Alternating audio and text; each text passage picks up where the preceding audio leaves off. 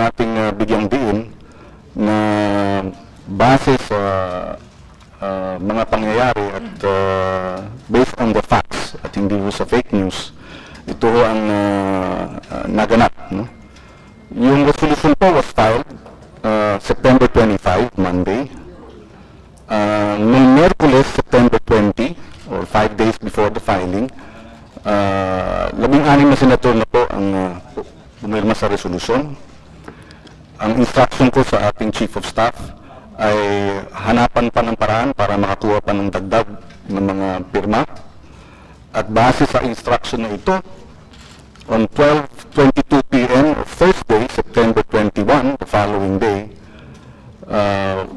my office sent a copy of the resolution to the publicly available as well as official emails of other senators, Senators Gordon, Honasan, Villar, Subiri, and the Majority Leader. In the email, on September 21, 4 days before we filed it, we had informed our colleagues that 16 senators had already signed the resolution and that we requested that if they were willing to sponsor it. Senator Gordon's office acknowledged receipt of the email on September 21 at 4:41 p.m.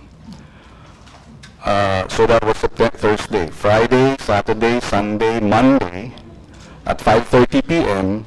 September 25, we filed the resolution. So on the following day, September 26, at 3:35 p.m. during the session, the Senate resolution was read on the floor. Binasa ko ito, stating the title and the names of the 16 co-authors.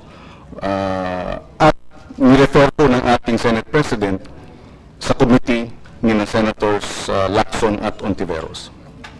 So, base po dito, kung nais po namin ilihim sa mga kapwa nating senador, dapat siguro hindi na po namin pinadala ng email at dapat po siguro ay basta na lang natin final. At so sana po, base dyan sa paliwanag na yan ay maliwanagan ang ilan natin mga kasamahan at ang media na wala akong attempt na ito'y ilihim sa mga kapwa nating senador. At kung meron mang hindi magandang naging reporting, ay wala na po sa atin yan. At alam naman po natin kung gaano katindi ang fake news, ang paninira, kaliwat kanan sa social media. At dahil nga riyan, tayo po ang isa sa mga nag-author ng resolusyon para po imbestigahan ng fake news matagal na po. I think 3 or 4 months ago. And we're thankful that we are now hearing this morning. Pero nalilihis po tayo dun sa usapin ng fake news. Balikan lang po natin very briefly ang fake news. Pag-usapan po natin. Balikan po natin yung kaso po ni Kian. Last August, sabi po ni Senior Superintendent Chito Bersaluna, under oath, and he verified that Kian de los Santos is a drug pusher na verify nila through social media. Hindi po ba? Sabi, nakita na daw sa balita sa social media na may connection daw si Kian sa drugs. And I quote, "We base ang information na lumalabas sa social media. Yun lang po basis namin, sir, after na ng incident, sir." The backlash after the statement was profound. Filipinos took to social media to express their outrage towards the use of online platforms to justify or be the basis for such operations. Netizens took to defending the memory of Kian against an onslaught of internet trolls bent on politicizing the tragedy. Cautionary art cards became viral, and events organized online translated into mass protests offline. Yung ganitong pag-apaw ng sentimento, pakikiramay ng mga tao mula sa malayo, this is what social media and the internet affords us. There are many more instances in our recent history, ladies and gentlemen, that show the positive aspect as well as the flaws of social media. Positive because it allows easy access to information that was not readily available before. Positive because it allows for a space where people are able to express their thoughts on allow conversation between fellow men, between the politician and the people they are serving. Such dialogue is important for a robust democracy. Democracy demands dissent. Equally as important though, democracy demands that we treat truth as an imperative. And when truth becomes subverted, whether through money or coercion or the desire for power, so too do the flaws in the design reveal themselves. Opinion mutates into propaganda, stories turn into lies. Today, as is evident, not only here but around the globe, interest groups have found ways to exploit the system, ensuring that their narrative, their truth, is the one that engages more people. Even some public officials have taken to social media to peddle falsehoods. Who guides what comes out of the internet? Unlike the fourth estate, the traditional media, the internet does not provide for editorial checks and balances that can take those who spread misinformation into account. Fake news is divisive. It feeds our prejudices, our pain, our anger and fear, and the feeling that we have somehow been wronged. It polarizes society, divides democracy into camps when it should unite as one nation, conducting discourse with goodwill. Fake news is lying, and lying is wrong. If we are to survive as a nation, then we must remember such simple truths. Hindi tama ang magsinungaling, and the lying must stop. This is the challenge to us. This is beyond what is viral, ladies and gentlemen. This is the bigger picture we need to look into. And we welcome this public hearing on the proliferation of fake or misleading news and false information. Salamat. Madam Chair. Madam Chair. Madam Chair. So, is the explanation of Senator Pangilinan, is he saying that, because definitely we did not receive the email. If we received an email, I cannot sign an email. Were the other 16 senators sent email also to sign? So therefore, what he's saying is that the news is incorrect. The news that we refused to sign is incorrect. Perhaps we were not able to sign, they did not make us sign, or what, for whatever reason, but it is not correct that we refused. That is correct. Yes, I would want to hear that from Senator Pangilinan. As long as he says that, then let's forget about it and let's go to the content of the fake news. Perhaps, Senator Pangilinan, I know this is beyond our public information hearing, but just to clarify it as a context at the beginning. Yes, that is correct. So you agree that the news is incorrect? They weren't aware of it? That's why they No, it is incorrect. It is incorrect to say that they refused to sign. Because, and that's why I said, hindi ko na hawak yung ganung klaseng ano. Because we sent it on the email, and in the email we said, if they wish to avail of or sponsor it, then we can send the resolution to them. But that doesn't mean they refused. I will confirm that. The media line saying that they refuse to sign is not accurate. Thank you for the clarification, Senator Kiko. So just to be clear, sinabi ni Senator Kiko na hindi tama ang lumabas na balita na yung 7 ay ayaw pumirma. I just add, because immediately, ma'am, if I may add, I was asked by some members of the media through Facebook, and I said, in fairness to the 7, they can still actually, it has not been adopted, and therefore they can still associate themselves and co-author the measure, which is the practice in the Senate. Madam Chair, just want to clarify na hindi ako nakatanggap ng email. Pati si Coco, dalawa lang kami na hindi nakatanggap ng email about doon sa resolution na yan.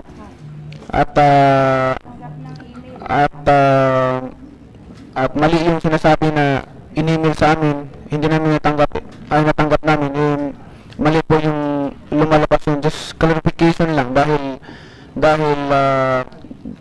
damage has been done. Kahit nasabihin na pwede namang ihabol, tapos na, lumabas na yung nasira na kami. Thank you, Madam Chair. Thank you for the manifestation, Senator Manny. I think Senator Cynthia would like to, I would like to acknowledge the presence of Senator Cynthia. Mr. Chairman, I want to make a manifestation also that I was not able to receive any email from Senator Pangilinan. I've asked all my staff, everyone, if they receive an email. There's no email. So we were not informed, we were not asked to sign, and we did not refuse to sign. Thank you, Mr. Chairman. Thank you for stating that for the record. I'd like to acknowledge the presence of Senator Nancy Binay. Okay, so now we shall begin, and our other senators present here today have other hearings to attend, so we shall begin actually in order of arrival. Senator Soto will ask his questions first. We have 10 minutes each, and then after which we have another round if we have enough time. But I would also like to hear, actually in this room, binubuo tayo ng napakaraming mga, well, sabihin na natin influencers, no? Between our Facebook pages alone, the senators, and then the ones that we have here, we have millions following us. So I hope that this will remain productive and also civil. We would like to begin with Senator Soto with his questions. Thank you, Madam Chair. I wanted to start with the National Bureau of Investigation, but I know that we've already received a progress report, so I will not make the progress report public. We will probably ask them for data later on, or data on cybercrimes filed and cybercrime or libel filed or other crimes filed in the cybercrime division. We have the head of the digital forensic of the NBI and the chief of the we have the chief of the cybercrime division of NBI, Dr. Eduarte, and also. But yes. So before we start, Madam Chair, before I start with my first issue and question, maybe ask that all the resource persons take the oath or be administered the oath. So, Comsec, please administer the oath. Magsiktayo po yung ating mga resource persons at taas ang kanang kamay.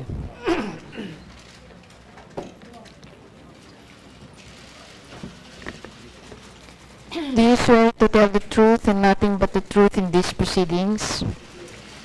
Thank you. Madam Chair, for the record, all the resource persons have affirmed their Sige. Thank you. Madam Chair, as I said, I wanted to really start with the NBI, but I will forego, and perhaps later on in my second round, if I'm given the chance, I will. Just purposes and for the committee, but the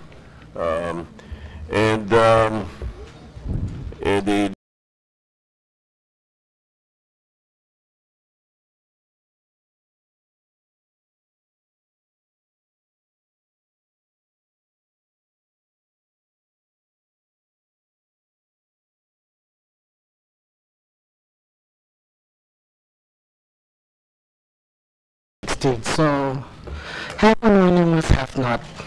But I decided to remain anonymous because I don't like fame. So, yeah. But if somebody's gonna sue me, they can easily find out who I am. Now, yes. Actually, you know, I follow your blog, and you show your face there. Even if you go by a certain name, alam naman kung sino ka eh. So at least alam natin yun. Senators. Right. I've been browsing through this report that I have received, and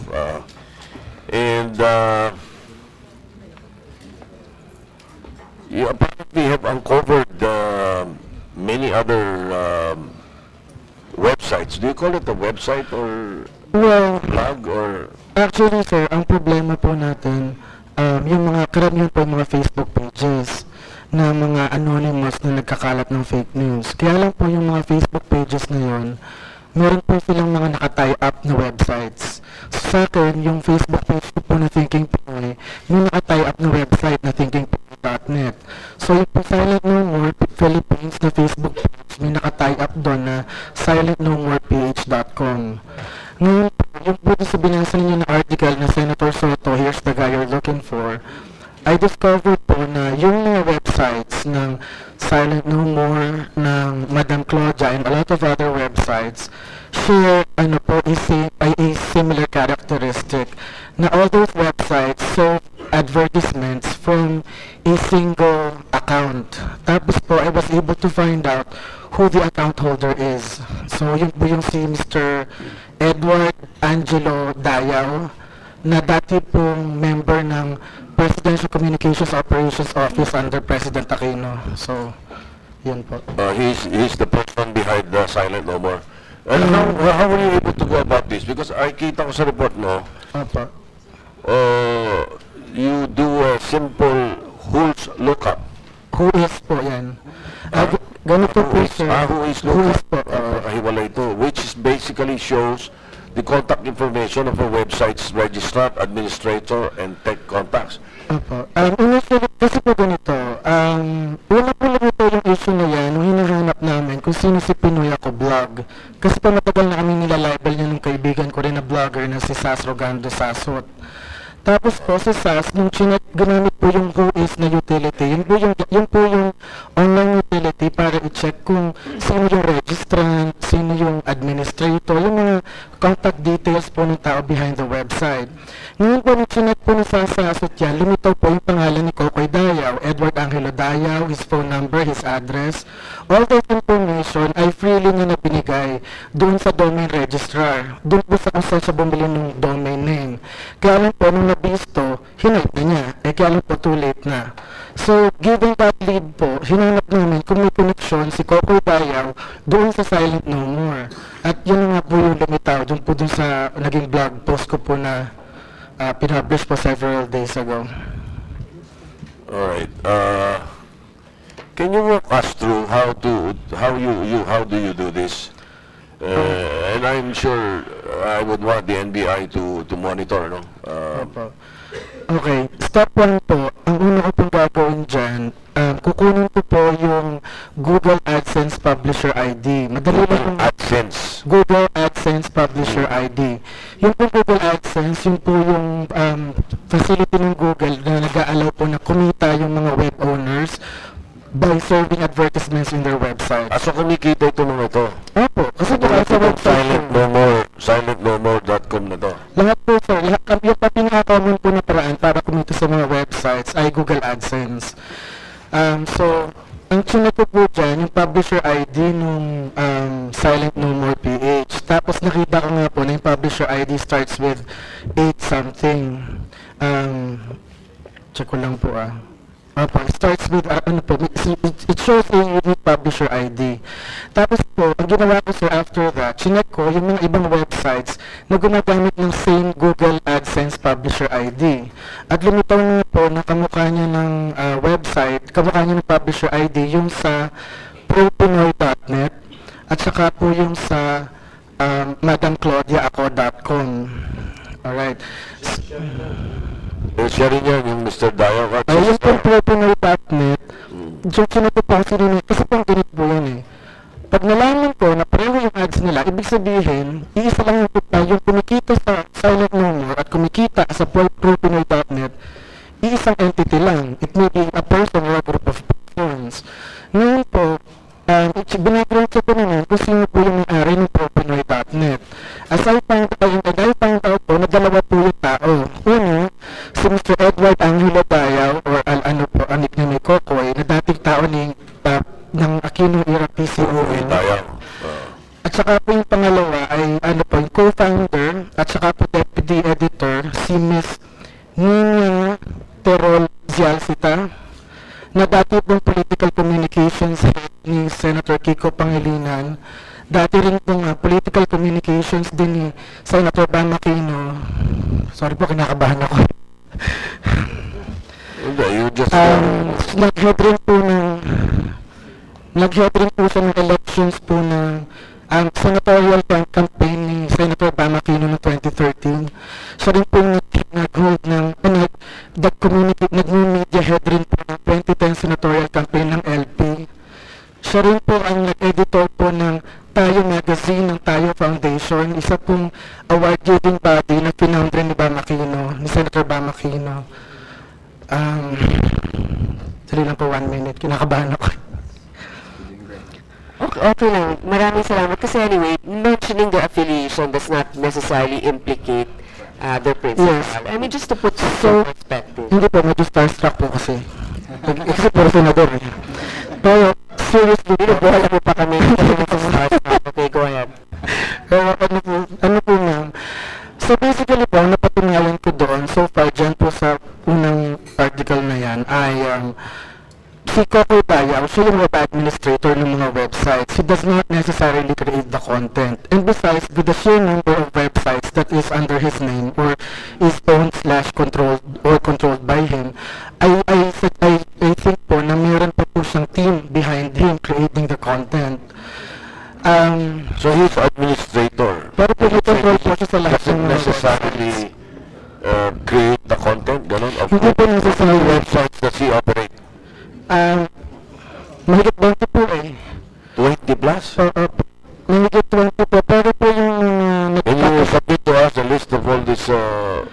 I'm willing po to provide information if you're going to give me blanket immunity kasi po I don't want to be held liable for the information that may be disclosed.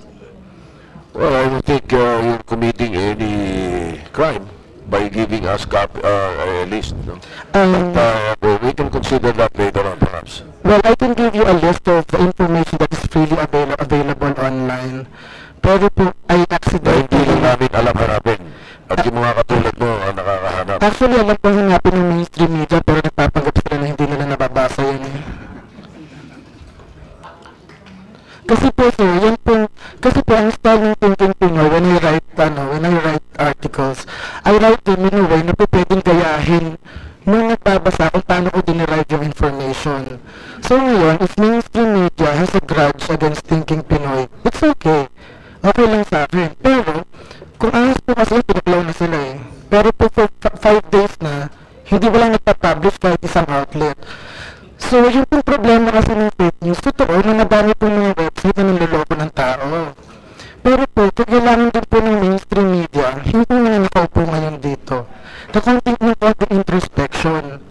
Kasi po sometimes, the people refer to, they would rather believe fake news than real news. Kasi po minsan yung real news, sobrang sabog, sobrang unbelievable din, at sobrang slanted. Kasi po, for example po, ito pong Dora files, excuse me po, Ma'am Tordesillas. A few months ago, yung pong si Mr. Aznar, isang photojournalist sa Marawi, nag-post po ng video na Soldiers in Action. Ako po, as a regular citizen, nagtaka ako, sabi ko, ba't ka nagpo-post ng ganyan? Kasi parang halos real time yung pagkaka-post mo, baka ma-endanger yung mga soldiers. And marami akong followers online, mga halos 700,000 po. Tapos, syempre yung mga followers ko, nabasa yun. Tapos nagalit sila kay Asdar, oh, kasi nga, ganyan. Tapos po, after that, nag-issue po ginantiyan po ako ng National Union of Journalists of the Philippines. Tapos po, after that, naglabas daw po ng fact check yung Dora files about it. Ang basis po daw nila ay yung metadata ng mga pictures or whatever na nagsashow kung kailan kinuha yung mga pictures.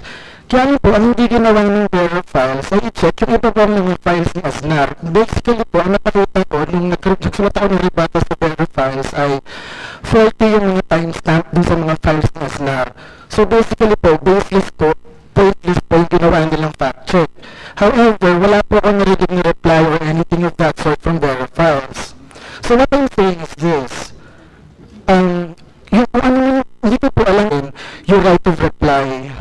Hindi po necessarily sa print, radio and broadcast sa TV kasi po meron pong space constraints yan eh.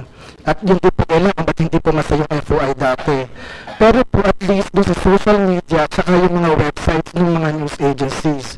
Now for example, kung i-libel po ulit ako ng Rappler.com, meron po akong space para mag-reply. Kasi po, sorry po rant na to, pero totoo kasi. Noong pong January, in-accuse kami ng Rappler.com na tumatanggap kami ng pera kay Secretary Martin Andanar. At ang source lang ng Rappler po ay isang anonymous source. Tapos po, sabi ako at saka si SAS binibigyan ng pera. Ngayon po, tinanong ko yung Rappler, ba't hindi nga po in-interview? Ang sabi nila sa akin, hindi naman po kasi kami importante doon sa storya, para kami yung nilabel. So, so ang point mo dito, isang nga po, i-legislate yung right of reply. Yun lang po nilingi ko. Kasi po, pag nag-legislate po tayo against fake news, baka po maging prior constraint, so maging unconstitutional. Pero at least po, right of reply lang po pinaglalaban ko. Alam mo, tama, Senator Soto, mabilis lang, no? Pero tama yung sinabi mo, yung sa right of reply na ngayon may online tayo, hindi limited ang venue, yung space. So, maaari nga i-consider. Senator Soto, thank you. Yes, all right. You mentioned a Nina Terol. Is this the same Nina Terol who's connected with Macan Erickson?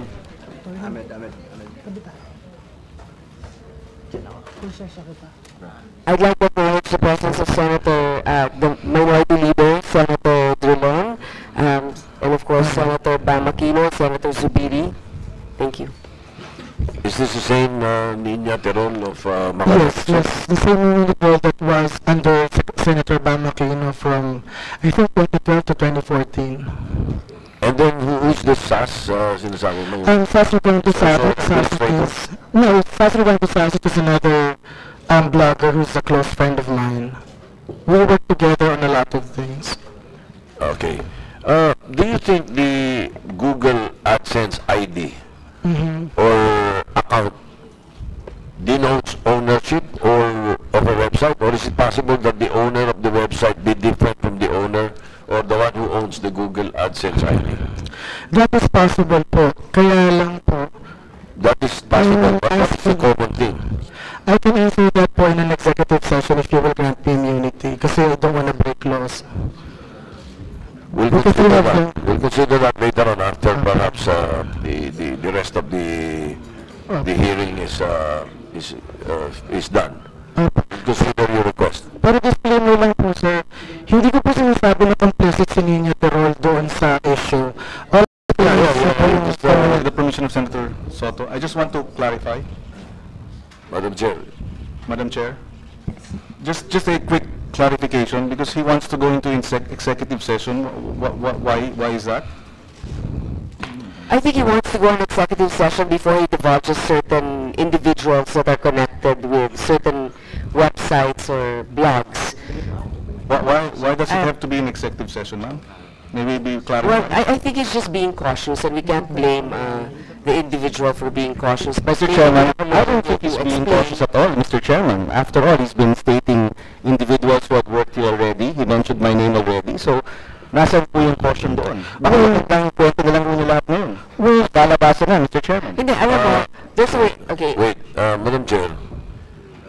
He merely said some of the questions he would like to answer or give to my questions. He would rather give it in executive session. He's not asking for it, and I am not moving for it. So let's take it easy. Relax lang kayo. Huwag kayong masyadong hot. Hindi, alam mo, Wala naman nagkumami in executive session eh. Hindi pa ako tapos eh. Senator Soto, perhaps, no, para hindi masyadong kabahan si Mr. Nieto, itong mga pangalan naman na ito ay base sa yung pagsasaliksik. Di umano. Hindi mo pa naman sinasabi na sila talaga yon, di ba? Kaya nga tayo may pagdinig para ma-verify. So, hindi yan libel, hindi yan paninira, kasi dapat nga magbukas tayo dito at sabihin natin. So, matuto tayo kung paano nabubukasan ito at nakikita natin kung sino mga nasa likod nitong mga vlog na ito. Sapagkat nagtatago nga eh. O, ito maganda because nakikita natin ngayon ito. Of course, the progress report of the NBI is another thing, and I will not insist that we divulge it now. But ito mga informasyon na nakukuha natin, paligay ko malaki maitutulong sa committee. At tayo mismo at ang inyong mga staff would be able to follow the style or the system that he is following, so that we may be able to find out more, no? Like to continue with Mr. Nieto, do you have a duly recognized organized organization? Like yung National Union of Journalists, meron ba yung OKBP? Yung mga... Wala po. Kasi po sir, ano lang yun eh. Facebook account ko lang yun, nag-vlog ako, tapos nag-viral na lang bigla. So, wala pong kaplano-plano yun eh. Okay, so again, for the record, para mas malinaw, dahil maraming informasyon ka nabigay kanina eh. How did you confirm that Mr. Dayaw or Kokoy Dayaw or whatever his first name is the editor-in-chief and chairman of ProPinoy.net? Editor-in-chief and chairman of ProPinoy. Kasi po, marami po mga news article na nakiklaim na gano'n. Tapos bukod po doon, yung sarili po ng LinkedIn account, yun po yung isang social network po na for pang professionals. Na sinasabi na, yun po, gano'n siya, editor-in-chief and co-founder ng ProPinoy.net. And he is operating also more than 20 other websites. The evidence suggests po na yes, he is operating around that many websites. Alright, thank you. Madam Chair, I'll continue later. Medyo, perhaps we can go to the other resource persons or they will continue with Mr. Nieto. I will do my second round later. Yes, but Senator Soto, of course, you called for this hearing, also one of the ones that called for this hearing. We'll give you more time if you need. The next would be Senator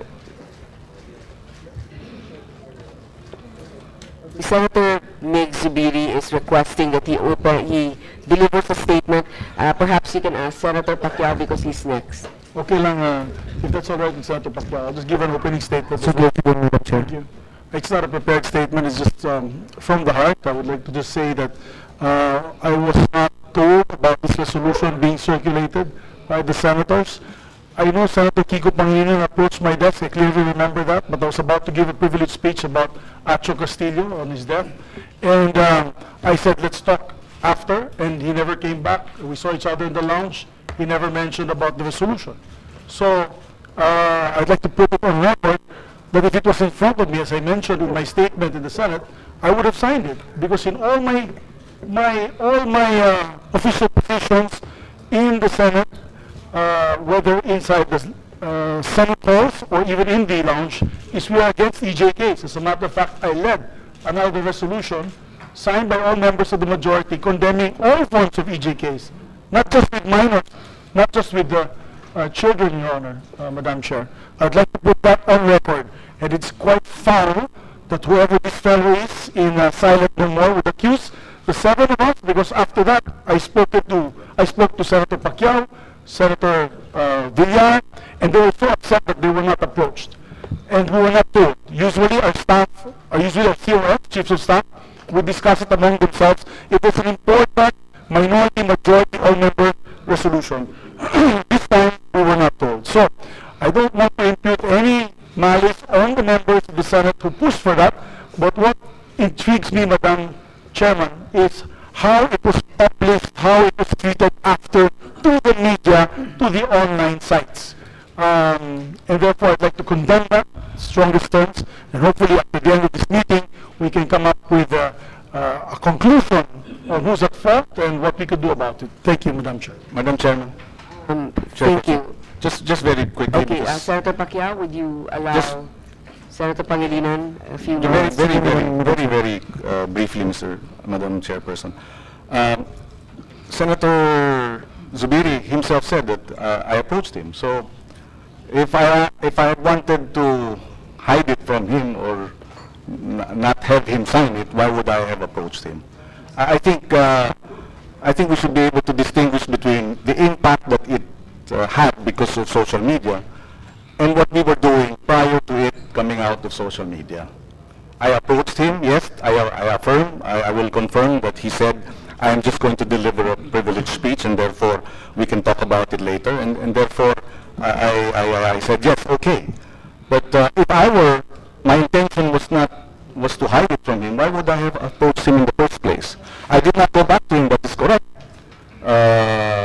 And because I had to leave, but my instructions to my staff was that those who have not signed, let us go to their offices and seek their support if they're interested to, or if they wish to associate themselves from the resolution. I just wanted that clarified, Madam Chairperson. Senator Pacquiao, your questions? Thank you, Madam Chair. wala dito yung tao na gusto kong tanungin sa harapan eh. But before that, Madam Chair, I move that we're going to invite Kukoy Dayaw in the next... Senator Manny, we did invite him, but there's no response from him. It's so ironic that his blog is silent no more when he's so silent now. We will probably issue a subpoena if we have another hearing. Thank you, Madam Chair. Sa PCO, napakalaki ng role ng PCO para sa labanan ng fake news. Anong gusto kong malaman kung anong aksyon ang gagawin niyo dito sa mga fake news na lumalabas. Paano niyo ipakita ito at paano natin mahuli yung mga gumagawa nito.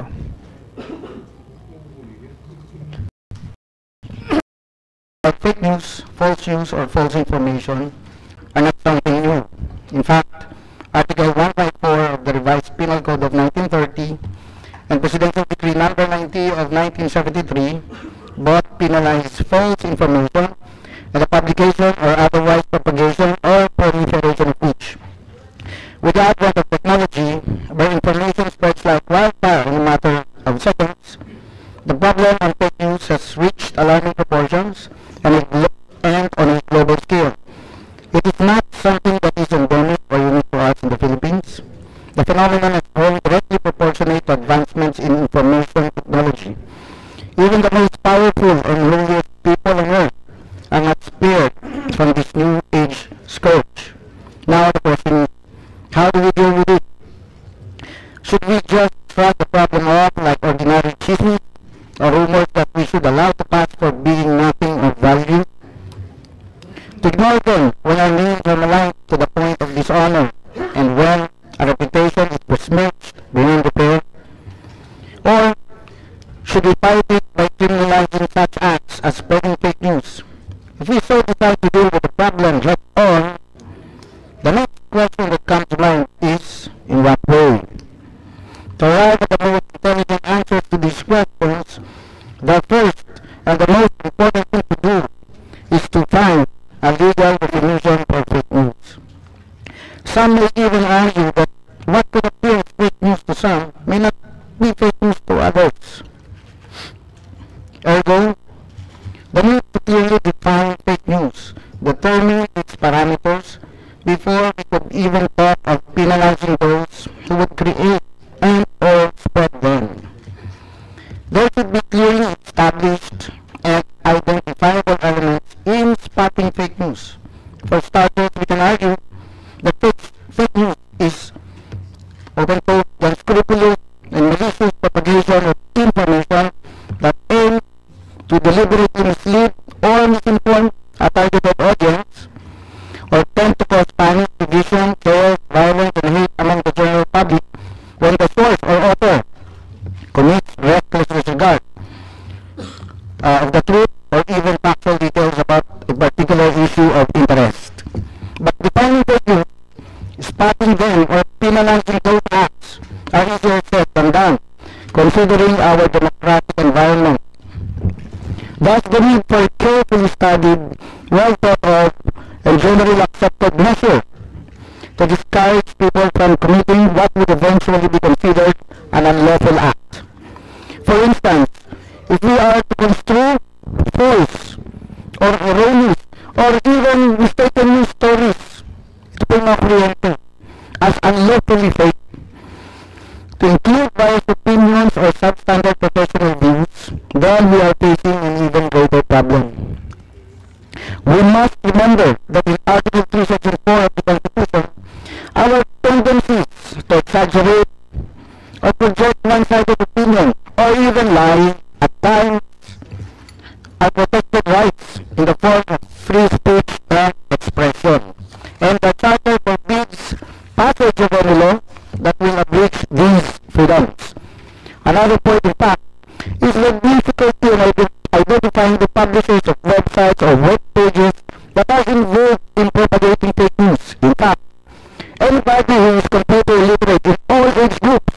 may be capable of altering data and information, or even news that are legitimately published by recognized news organizations. Who will identify them or go after them? And once they are identified, isn't it very easy to shut down the site and create a new one instead? The other part is that we cannot stop people from sharing fake news, even after they have been determined to be fake. Therefore, public education is a must. We may, for the sake of argument, agree to impose a ban on fake news. But then again, we have to find a highly credible and competent body to do the job. Should we, the executive, do it? Considering the ramifications of such, we would readily reject the thought. For we are not in the business of regulating the flow of ideas, unless we are explicitly allowed to do so under the circumstances. That we strongly doubt. So, should there be a need to put up such a body, it should be well represented by all stakeholders, probably Commission on Freedom of Sorts. Since the problem on fake news has an enormous impact on all of us, the solution requires a multi-sectoral and multidisciplinary approach with public education on eradication of fake news as the centerpiece of the engagement. We may adopt ideas such as engaging various social media platform operators and the like. But social media literacy could provide the key to solving it. We have to adopt and embark on such a program, if only to educate the public on the more productive uses of social media and the consequences of using these platforms in carrying out a sinister plan. Your Honors, along with this statement, we are submitting a position paper on these pending measures. Thank you very much. Okay, tama ka doon. Hindi natin pwedeng hindi natin ma-stop yung mga tao na maglaganap ng mga fake news. Pero pwede natin ipasarado yung website nila, but mayroon na bang persecute sa mga bloggers o website na nag-operate naglabas ng mga fake news? Mayroon na ba tayong na-persecute? Can I reply to that? Can I reply to that, Madam Chair? Yes. Yes, I had one blogger convicted of libel because of malicious, false allegation, which besmirched my honor. I had him convicted of libel. He is on appeal. So, there is a remedy available for this fake news because the libel laws are there. If we feel that this is a fake news and it maligns us, avail of the libel, law, because any form of constraint on free speech can be a slippery slope. That is what we should remember. Hindi po, bakit hindi natin hulihin ito? Hindi po pwede. This is a democratic system. This is a life that we have to live with. And so, you know. Perhaps what Senator Pacquiao means is that hulihin pagkatapos pailan ng kaso at na-convict. Yeah, okay. Yes. Thank you. I just wanted to reply that I have availed. Perhaps the answer can be given also by NBI. How many, in answer to Senator Pacquiao's question, how many cyber crimes cases have you had, and how many have been filed? Yes, good morning, Your Honors. For 2016, we filed in all 48 cases, but there is no distinction as to whether this is cyber libel. This is for general violation All types of cyber crime. all Yes, types Your of Honor. cyber crimes. Yes, Your Honor. For January to September 30 of this year, we already filed 99 cases, Your Honor. 99 cases. Okay, but how many complaints have you had in 2016? How many complaints For of cyber 2016, crimes? we received, Your Honor, 2,279. We terminated Libo. 160 cases. Okay, because, 2,279. And then in 2017, For 2017, we received 1,515 cases, Your Honor. all right, thank you. Senator Pacquiao, yes. Thank you, Mr. Chairman. A follow-up question. Go ahead. You want to say something? Thank you, Your Honor. I think the problem is this. fake news as a term is being used as generic eh. So, yun po yung problema natin ngayon. So, we can even accuse any one of us here, each other, of committing fake news because we have no clear or legal definition of fake news so far. So, it's like, that's why the argument on EJK is taking a very long time because sinasabi lang ng EJK because parang ganito po yan, yung media jargon siya, sinabi lang, pagka nasaktan, nagalit, fake news siya. So what, I may be even accused of spreading fake news myself or any one of us here in the absence of that legal definition of what fake news is. And once we have identified what fake news is by determining its elements like malice, siguro, publication, ano pa ba yan?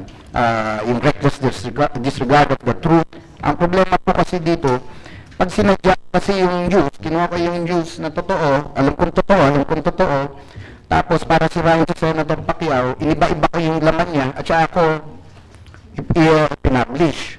So, that would classify as fake news. But yung simpleng chismis po, I think, yung mga deniable especially stories that the following day nag-i-issue ng erratum ng ating mga diaryo, for instance. So, ang hirap pong i-determine. So, we really have to first define the legal parameters of what fake news is, Your Honor. Thank you. Mr. Chair. Senator Pacquiao has the floor. Yes, Mr. Chair, I just wanted to make a quick follow-up to the point raised by the USEC. With the permission of Senator Manny, of course, Mr. Chair. Just 1 minute. The chair recognizes Senator Ontiveros. Thank you, Mr. Chair, and I will take less than 1 minute. Hindi pa ako nagtatanong ng mga tanong ko sa ngayon. Gusto ko lang pong klaruhin na actually, may ideya na po ang gobyerno kung ano ang fake news. Hindi pa man ito nasa batas. Kasi ang gobyerno natin ang nag-host ng roundtable discussion on countering fake news and communicating the right information kung saan si Sec. Andana mismo ay umupo bilang chair ng ASEAN ministers responsible for information. So, hindi po pwedeng sabihin, Mr. Chair, na wala pa tayong ideya. Alam na po ng gobyerno kung ano ang fake news in essence. Salamat, Mr. Chair, at salamat sa Senator Manny. Thank you, Mr. Chairman. That's what... Go ahead, Senator Pacquiao. Can you explain it, Senator? Please explain. Mr. Chairman, Madam Senator, yes, I think what the Undersecretary was saying here is that for the body or for the Senate to define what fake news really is in order for us to move on with other matters. And we acknowledge, ma'am, that yes, the Secretary Andana chaired the AMRI last September 9 for the ASEAN ministers responsible for information.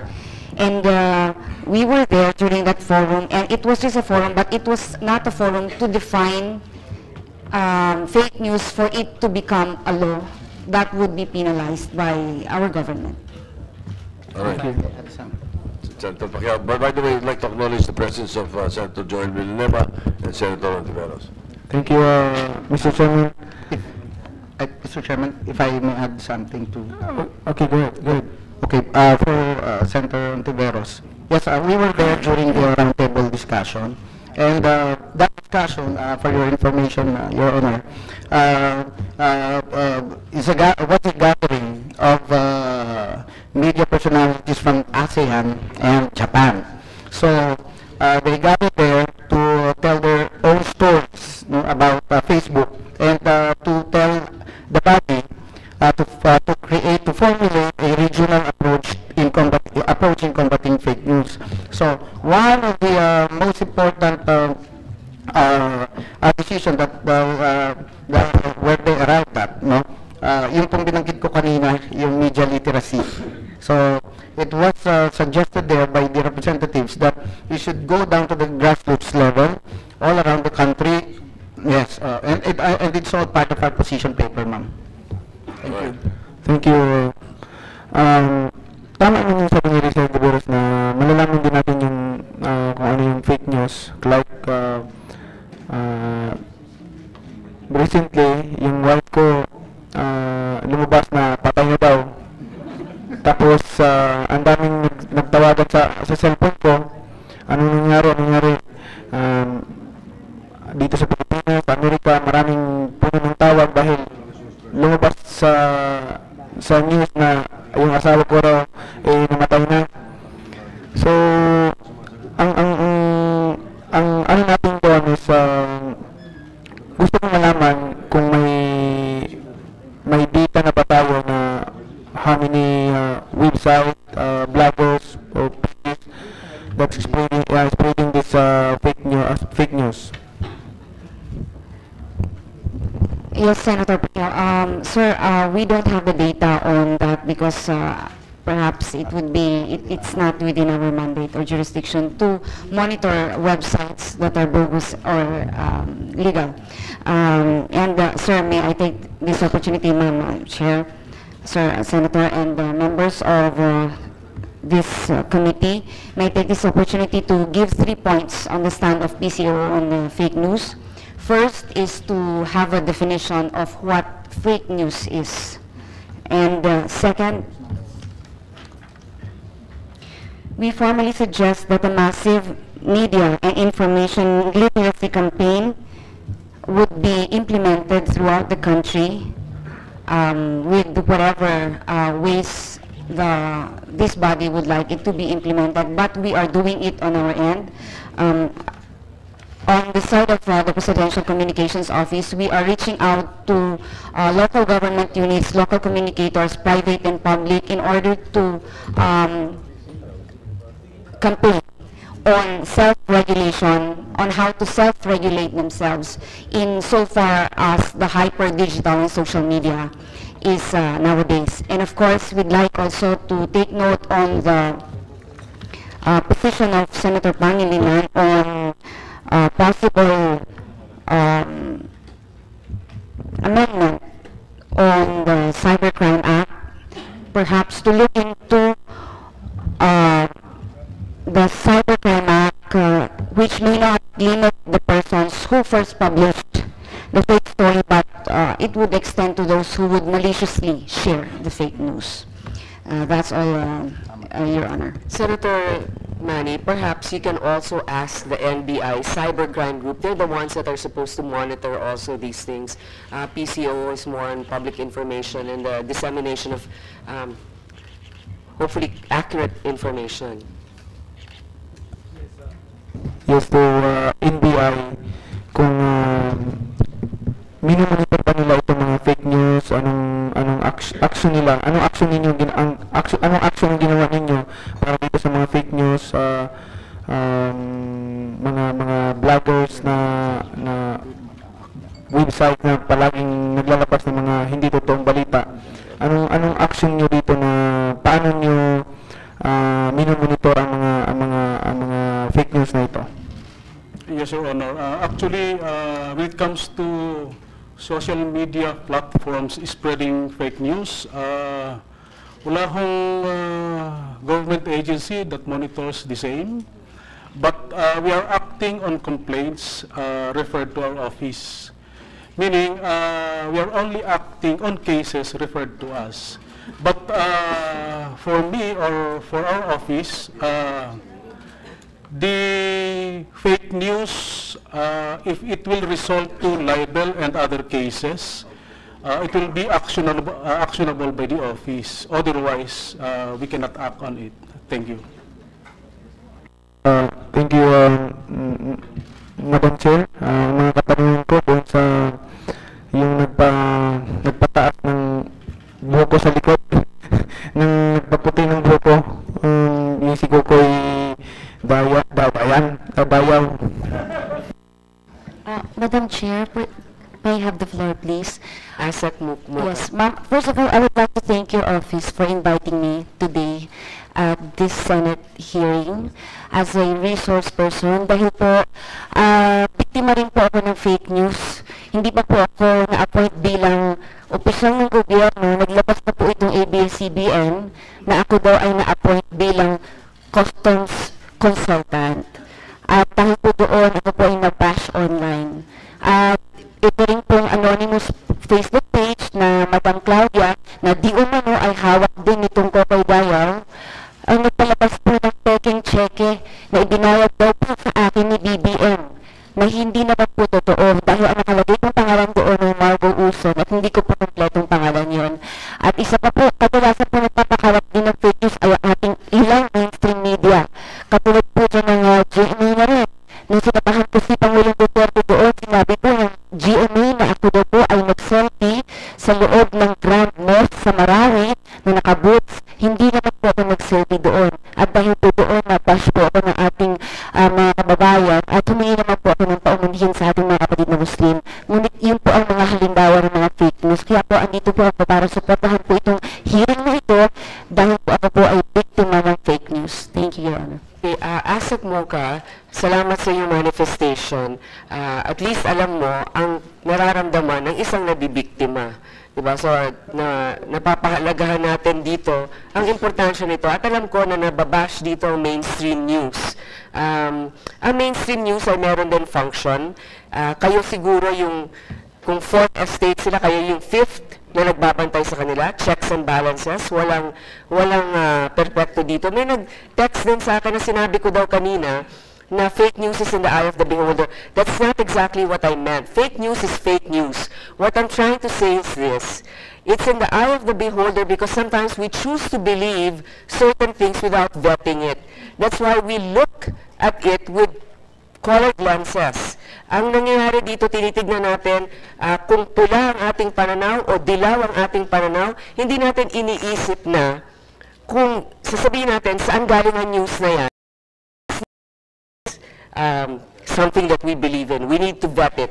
And for the mainstream media, it is also your chance now to answer what our bloggers are saying. Hindi natin minamaliit ang trabaho ninyo. Kaya lang, yung focus kasi ngayon ay dito nga sa fake news natin ngayon na nakikita sa internet. So, go ahead, ma'am. You have any more to add? Yes, Madam Chair. And also po, maganda po na na-expose po ni RJ, aka Thinking Pinoy, yung di umanong tao sa likod nitong napakaraming anonymous na anti-Duterte FB pages na nagpapakalat po ng fake news na nabiktima po ang 7 senators po na sinabihang 7 deadly sins na wala naman pong katotohanan na sila ay inalok na pirma. Kaya po, andito po ako para supportahan yan. Alamin po yung mga nagpapakalat talaga po ng fake news at dapat po ay magkaroon ng accountability. May mukha po dapat itong mga bloggers na ito sa Facebook po.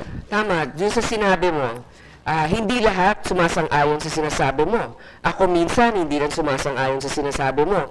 Pero at least, nandyan ang mukha mo, nandyan ang pangalan mo. Ganon din sa ibang mga kasama natin dito. Si Franco, si Mr. Nieto, nandito rin si Mr. Quezon, si Abby, nandito rin si Mr. Lasheda. Nilalabas ninyo ang mukha ninyo. Hindi katulad nitong isang hinahabol natin na ang lakas-lakas ng loob magsalita, hindi naman nagpapakita dito. So we need accountability because the mainstream media have to answer to their bosses. They have an internal ombudsman group. They can get fired from their jobs if they don't do their research properly. Whereas the bloggers, of course, this is the new media now. You're accountable to yourselves. Of course, as a Mocha, you are now part of the government. So the responsibility on your shoulders is even more. Yes, Madam. So because, like I noticed, Attorney Angeles here is a digital influencer of the PCOO. What exactly does a digital influencer mean? Does it mean that you will influence based on what the administration wants or based on what the truth is? Good morning, Senator Paul. Good morning, Senators. The term digital influencer, then you might need a short history. The term digital influencer actually comes from the social media phenomenon. During the last election, several groups of what they call social media influencers were contracted to assist in the last elections. These groups, they hire several people with several social media accounts. The most glaring example of this would be Twitter. So on Twitter, you have several people with accounts that have followers, sometimes in the hundreds of thousands. So if they all Twitter at the same time use a particular hashtag, you can cause a trend. And that trend will show up at the side panel of your Twitter page. And you will see that so many people have been responding or have been tweeting about a particular event, a particular government policy. So these things, maybe within your group, I trust that Secretary Martin also is also policing. Sometimes yung pabugso ng damdamin, lumalabas dun sa ating ano, and we need to just check. Yun lamang. And you have your reputation also to protect, to remain objective, so that's very important. Yes, there's no question about that, but we also have to acknowledge that the times are changing.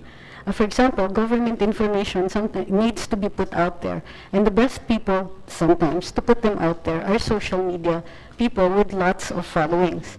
If ASEC Mocha puts out a bit of information, you know that about 5 million people are going to see that. And that's why there's more responsibility resting on you. Yes, because you have 5 million people and even more with the multiplier effect of these people na magkukwento sa iba.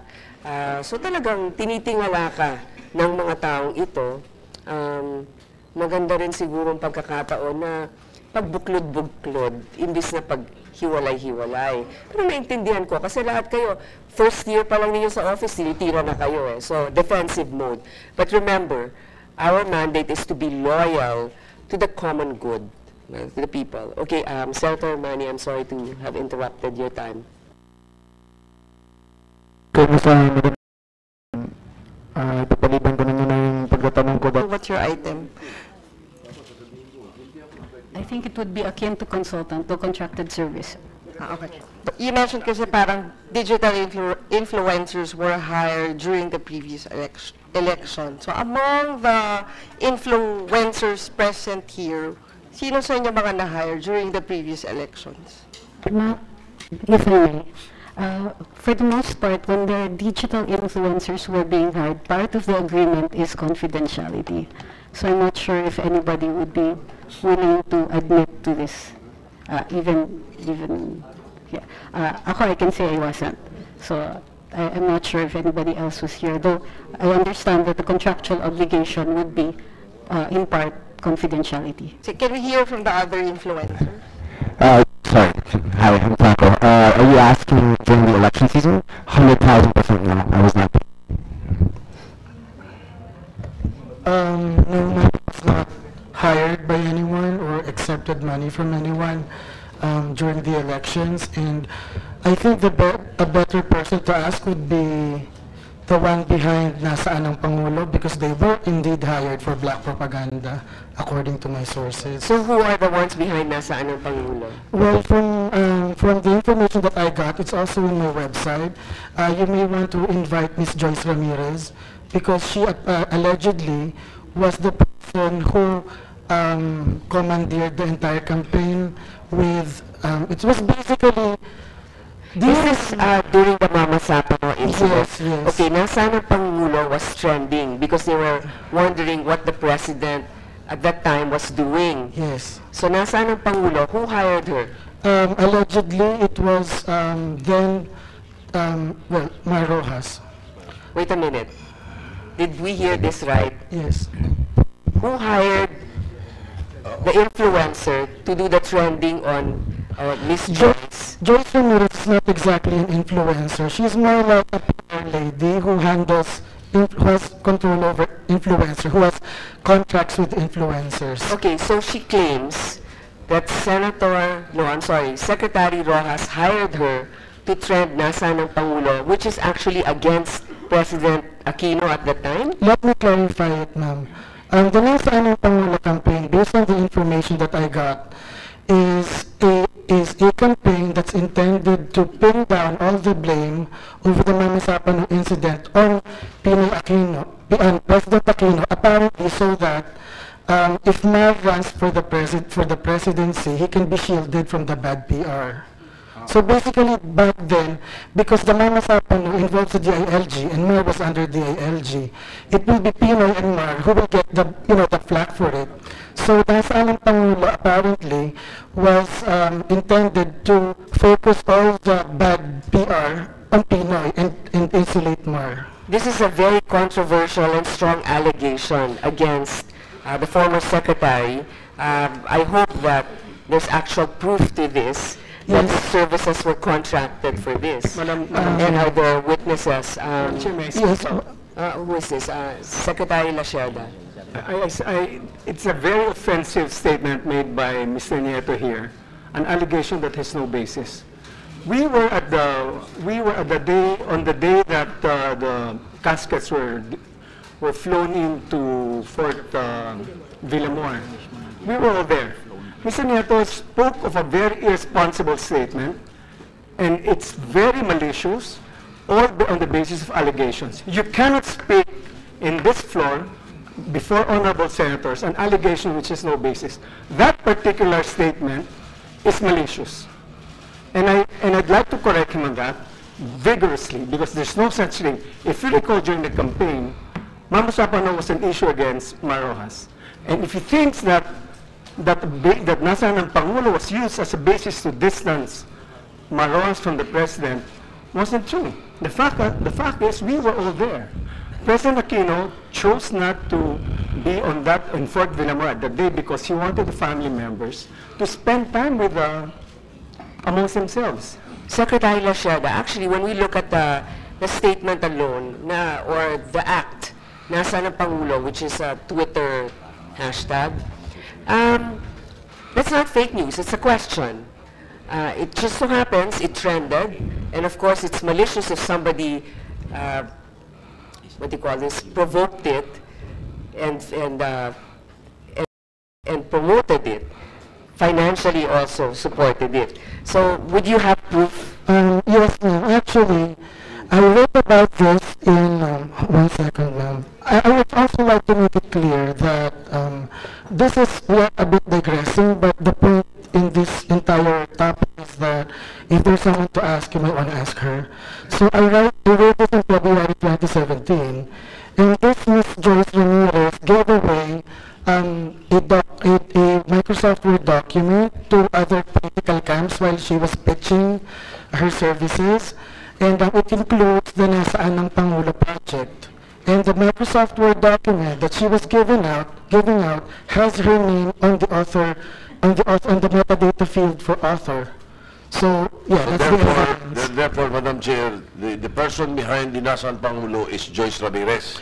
Well, the evidence suggests The so. evidence proves that. Okay, so who is she? Well, I don't know. Madam Chair, he is accusing based on the basis of 6 degrees of separation. That is not evidence. As a lawyer, I can speak. Attorney Florin Hilbay here is a lawyer. Those are not considered as evidence. You know, I agree, Secretary Lacerda, at this point, this is still hearsay. But Mr. Nieto saying that perhaps Joyce can come here and testify. What he's actually leading it towards that because he said that the document has Joyce imprint on it. And the second point here is, I think the most important person to ask here is Mr. Kokoy Dayaw, but obviously he didn't want to go here today. The second one is Ms. Joyce Ramirez, and the third one would be Mr. Pete Silva. Mr. Pete Silva, in around January 2017, allegedly circulated a list of instructions that's intended to shield Vice President Leni Robredo from flak arising from her U.S. trip in the middle of Typhoon Nina. So this basically is the center of the Leni Leaks issue that went viral in January 2017. That email, just an email, and it could have been hearsay, but it was Commissioner Filipinos Overseas Chief Imelda Nicolas. Mr. Pete Silva basically appears to be someone who's directly connected to the office of the Vice President and who issues specific instructions on how Leni supporters will react. because the email that he circulated shows that from the office of the Vice President. So this is, we're going to have a problem, something like this. We're going to have a problem when Lenny comes back home. She's going to be attacked. So this is what we're going to do. Attack Bongbong Marcos and say Sandro is stupid, that he didn't graduate from Oxford, you know, stuff like that. Very black propaganda. So the point here is we might want to, because when the news, sorry, I'm a bit digressing, but when the news organizations reported about it, I think they intentionally ignored that Pete Silva angle. So if we want to have a better idea on how the propaganda machine works, we might want to invite him too. So there's three people. First is Kokoy Dayaw. Second is Mr. Pete Silva of the Lenny Leaks controversy, because Kokoy might know Lenny, Kokoy might know Pete. And then number three is Ms. Joyce Ramirez. But Ms. Joyce Ramirez is just an optional, it's just optional. So Pete and Kokoy are more important than Joyce. Madam Chair, may we ask Mr. Nieto to submit to your committee documents that he has or that he has acquired or in his possession to prove these allegations, or the reason, not prove, but why he is making these allegations, these documents about coming from nasa ng Pangulo and all that stuff. You would have it in your computers or your hard drive or wherever, or you have downloaded it. Actually, submit all of it to the committee. Okay, okay, sir. 5 days? Yeah, Mr. Ngayon, ang maganda, Madam Chair, is siguro alam na ng publiko ngayon na makakapagtago ka sa umpisa. Pero there is a way pala of tracing you. Matitrace ka. Kahit na mag-bump sila eh. Dahil itong kay Kokoy Dayaw, may mga bump, ano? Medyo careless po, sir. Sorry po, Mr. Senator. Yes, go ahead. Medyo careless po. Kasi po si Mr. Kokoy Dayaw claims to be a web security consultant of the PCOO, accumulated PCOO. Tapos, kaya po kasi, no matter how careful you are, mag-iwan ka ng mga breadcrumbs eh. And for people like me who enjoy looking for breadcrumbs, nagatali ka. So, ganun po nangyari kay Mr. Kokoy at saka kay Mr. Pete Silva. So, ayun, ano po, hingi lang po kami ng ilang araw, 5 days daw po, sabi po ni Attorney Ahmed, yung counsel ko po, para i-prepare po yung mga documents. Okay, I think marami nang na-raise tungkol kay Kokoy Dayaw. Obviously, is central to this hearing, but perhaps we can also move on to other questions that Madam Chair, hindi pa mo sumasagot yung other influencers if they got paid during the previous election. Senator, no. I was not paid by anyone. Meron pa ba? No? Okay. Siguro, before we go to another point, because alam nyo, right now we're in the middle of discussing train, di ba? Where government is trying to raise funds. And apparently, parang there's industry that is not being captured by the BIR, which is itong industry ng influencers. Since parang you're knowledgeable about it, more or less magkano ba yung going rate if you're paying an influencer or you're hiring somebody to pay influencers? Wala naman gustong kasing aamin na nakikipag-usap at nagbabayad sa influencer. But Madam Chair, yung ads na lang. Diba, imbis na taasan natin ang excise tax, bakit hindi na lang natin habulin itong mga influencers? Kung mahabol natin, talagang dapat, di ba? At kung pagmamahal sa bayan, baka naman hindi lang 30% ang ibigay nila, 60% of their income. Because apparently, this is already an underground economy na hindi ko alam if it's a billion industry already. Siguro, si Ms. Angles can shed light to us. Ma'am, I'm not sure about the extent or what I know is that in order to do my job, I have to talk to some of them, at least to understand what's going on. For instance, when you spot trends, etc., if this trend is manufactured or not. Continue, may I clarify? The position at the Asset Marcos office is not to handle her accounts, but simply to feed to her priority government information that she can put out in her blog. Okay, no. As to actually, Madam, I find that an excellent suggestion to tax social media influencers because it is unreported, largely unreported. It would be nice if we see people registering their companies, and that way we also spot which trends are, it's easier to spot which trends are manufactured, which trends are assisted. But at the same time, I think they operate in the same way that public relations people operate. Some of them are connected with public relations firms and are hired directly by them. So I guess if we're going to investigate this, that's where we can begin. Also, Madam Chair, if I may add, Madam Chair, in addition to Attorney Trixie's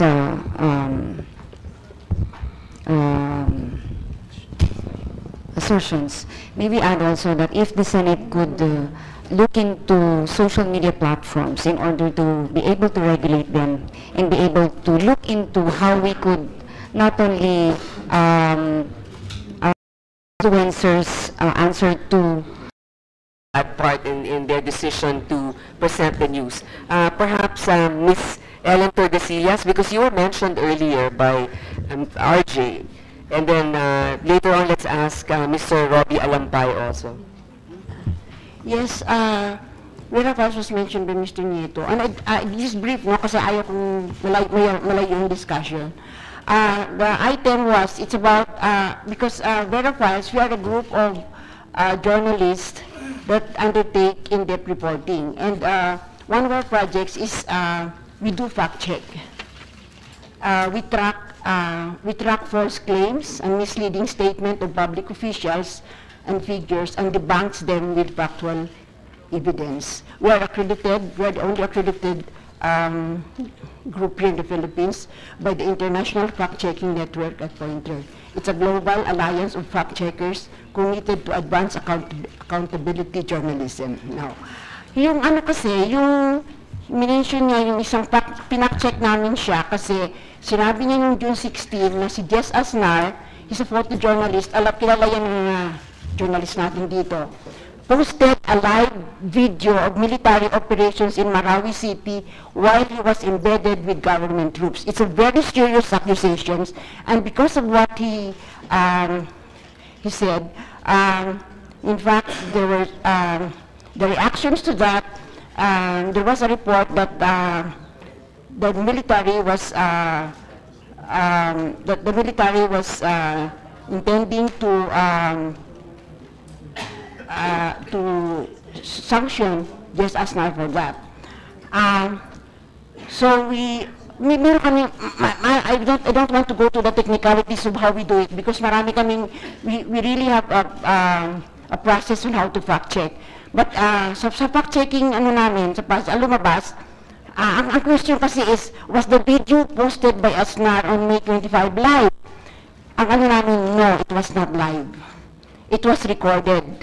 And kung wala pa kami ng opinion, professional opinion, what is live, what, ang sinabi pa sa Pointer, sa ano pala sa, it is recorded, so it is not live. Tapos, ang lumabas pa to, hindi na-endanger ni Jess Asnar yung troops because umalis sila kasama ng, pinost niya yung kanyang video, nung nakaalis na sila, kasama siya ng troops na umalis. So hindi, wala siyang na-endanger wala siyang na-endanger na troops. So yun ang point doon. Ngayon, ang ano ko lang kasi nakikinig ako sa mga discussion. Ako kasi uncomfortable ako sa term, sa phrase na fake news. Kasi oxymoron yun eh. Kasi, one of the attributes of news is accuracy, truthfulness. So pag sinabi mo fake news, ano yan? Paano naging fake ang totoo? Diba? So parang hindi tama yung word na fake news. Ngayon, kasi ang fake news are actually lies masquerading as truth.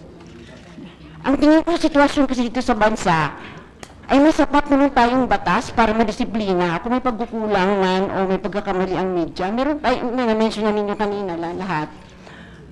Ang nakikita kong problema ay ang mga opisyal ng pamahalaan na siyang nagsasabog ng kasinungalingan. Yun. A number of government officials, politicians, and other public figures tend to play fast and loose with the facts, in the process misleading the public. These lies spread easily owing to the big following and wide reach of these public figures, including on social media.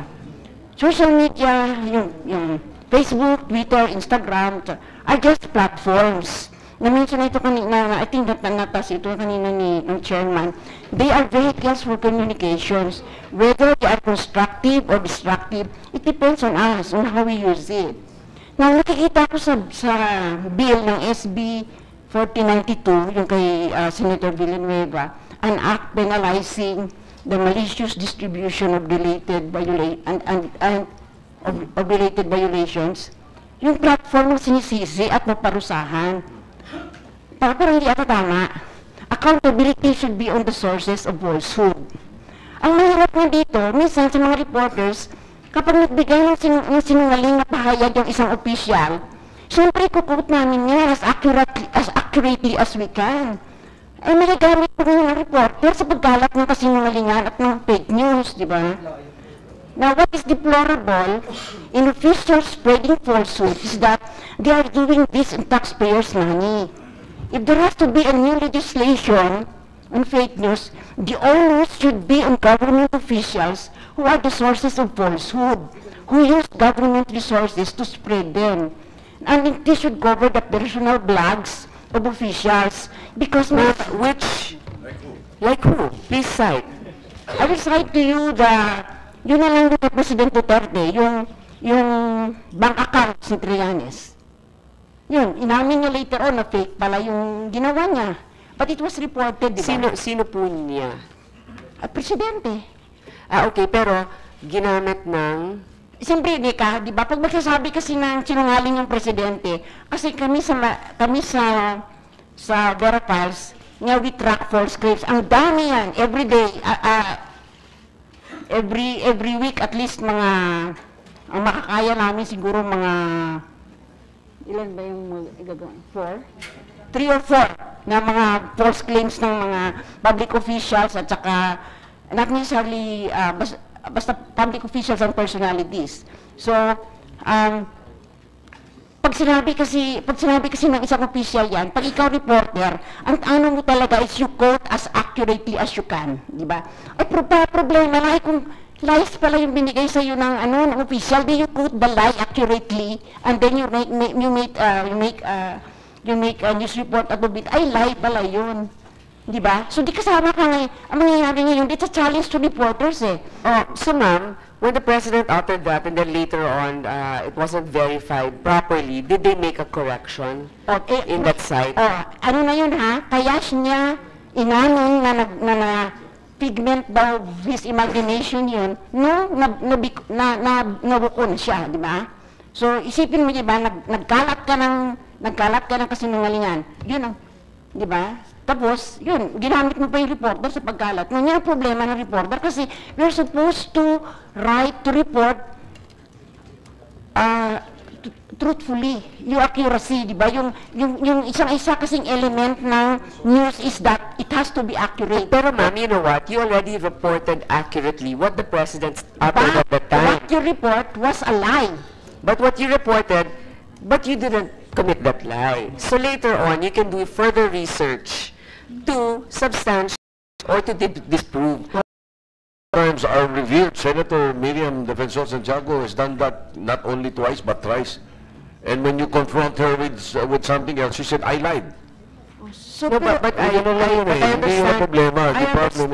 understand your frustration, ma'am. You have to report these things as they come, and a lot of people are not necessarily forthright. Okay, but of course, it doesn't make it right even if may I just your name was mentioned? Yes, may I just yes, please go ahead. May I just GMA 7, I think your name was also mentioned. Wala bang ABS dito? TL Mario. Okay, ABS and then TV5, but go ahead. Thank you, Madam Chair. My name was mentioned, and I just wanted to point out yung Senate Bill number 1492, as mentioned a while ago, na pagka-kinote nila ang isang public official, they become liable. Of course not. There's nowhere in the bill, Madam Chair, that states pagka mali yung kinote nila, they are liable. Ang masama, alam nilang peke yung news, i-report nila ng i-report, at pagkatapos, dadagdagan pa nila ito, magkokos pa ng panic, magkokos pa ng pagkakawatak-watak. Just to quickly mention part of the bill that we wanted to espouse, Madam Chair.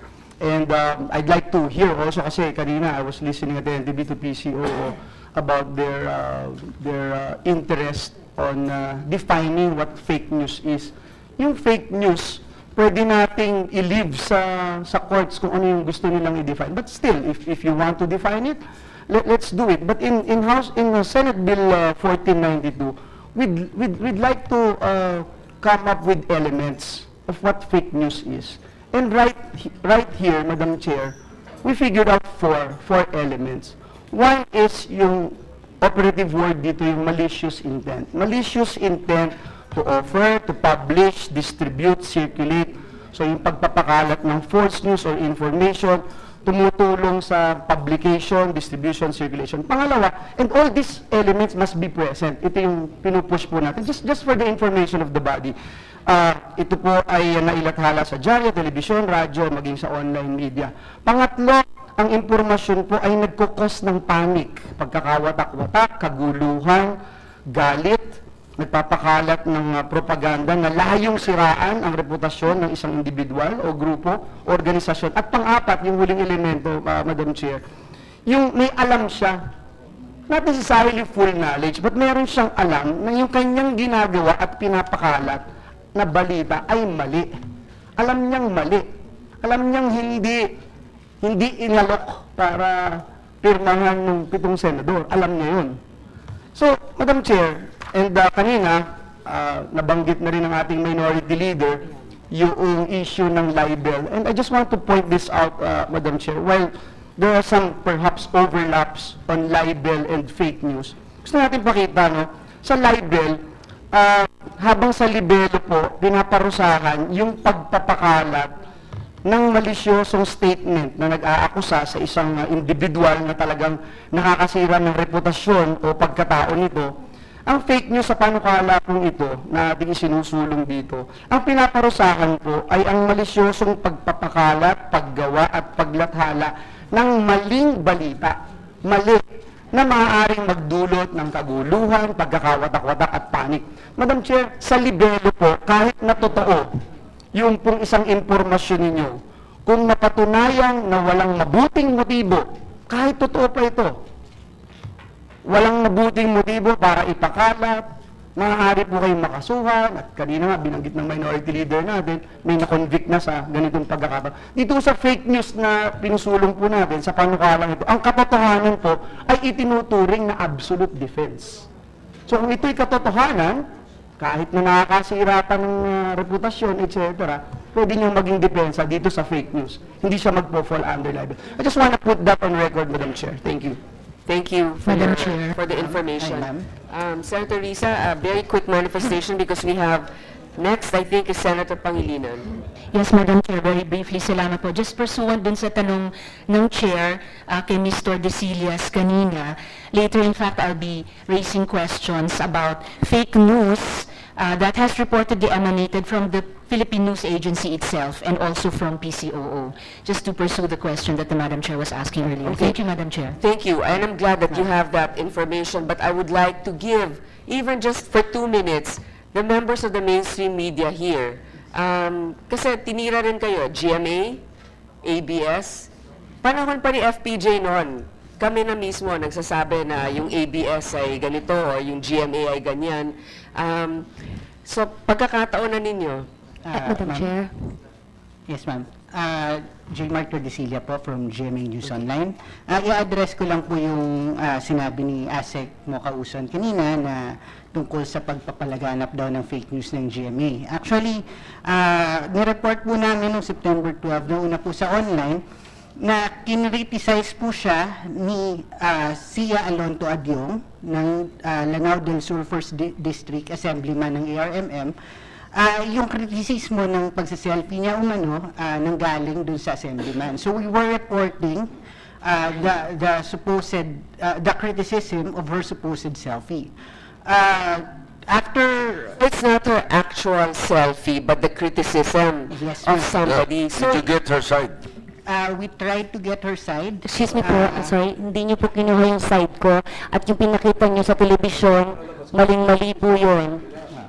Mali po yung pinakita niyong video habang sinasabi niyo nagsiselfie ako at hindi niyo kinote na di umano. Did you verify it, if it's an accurate assertion, yes, a criticism? We have the quote from the assemblyman, and then there are photos also of, I don't Who provided you with the photos? The photos were from her blog. From where? From her blog. Madam Chair, hindi po photos po yun, video po yun. Hindi ko po alam kung ano yung sinasabi yung sources dyan, So hindi the po kayo video, accurate. the video was of her in the mosque? Yes, ma'am. Taking a video of herself? Ma'am, again, the story was not about her video, but about the comment on her video by the assemblyman. Pero Madam Chair, hindi po yung ibinalita nila. They assured na I was taking a selfie. At yung nakita niyo pa na nagsiselfie ako na parang pinalalabas na sa mosque. Maganda po, papakita po natin yung video at mapapahiya po kayo sa sinasabi ninyo. So ang sinasabi mo, asset mo ka, nandun ka, you were documenting what the mosque, the situation in the mosque. I was documenting the president po kasi tuwing pumupunta po siya ng Marawi, binivideo ko po.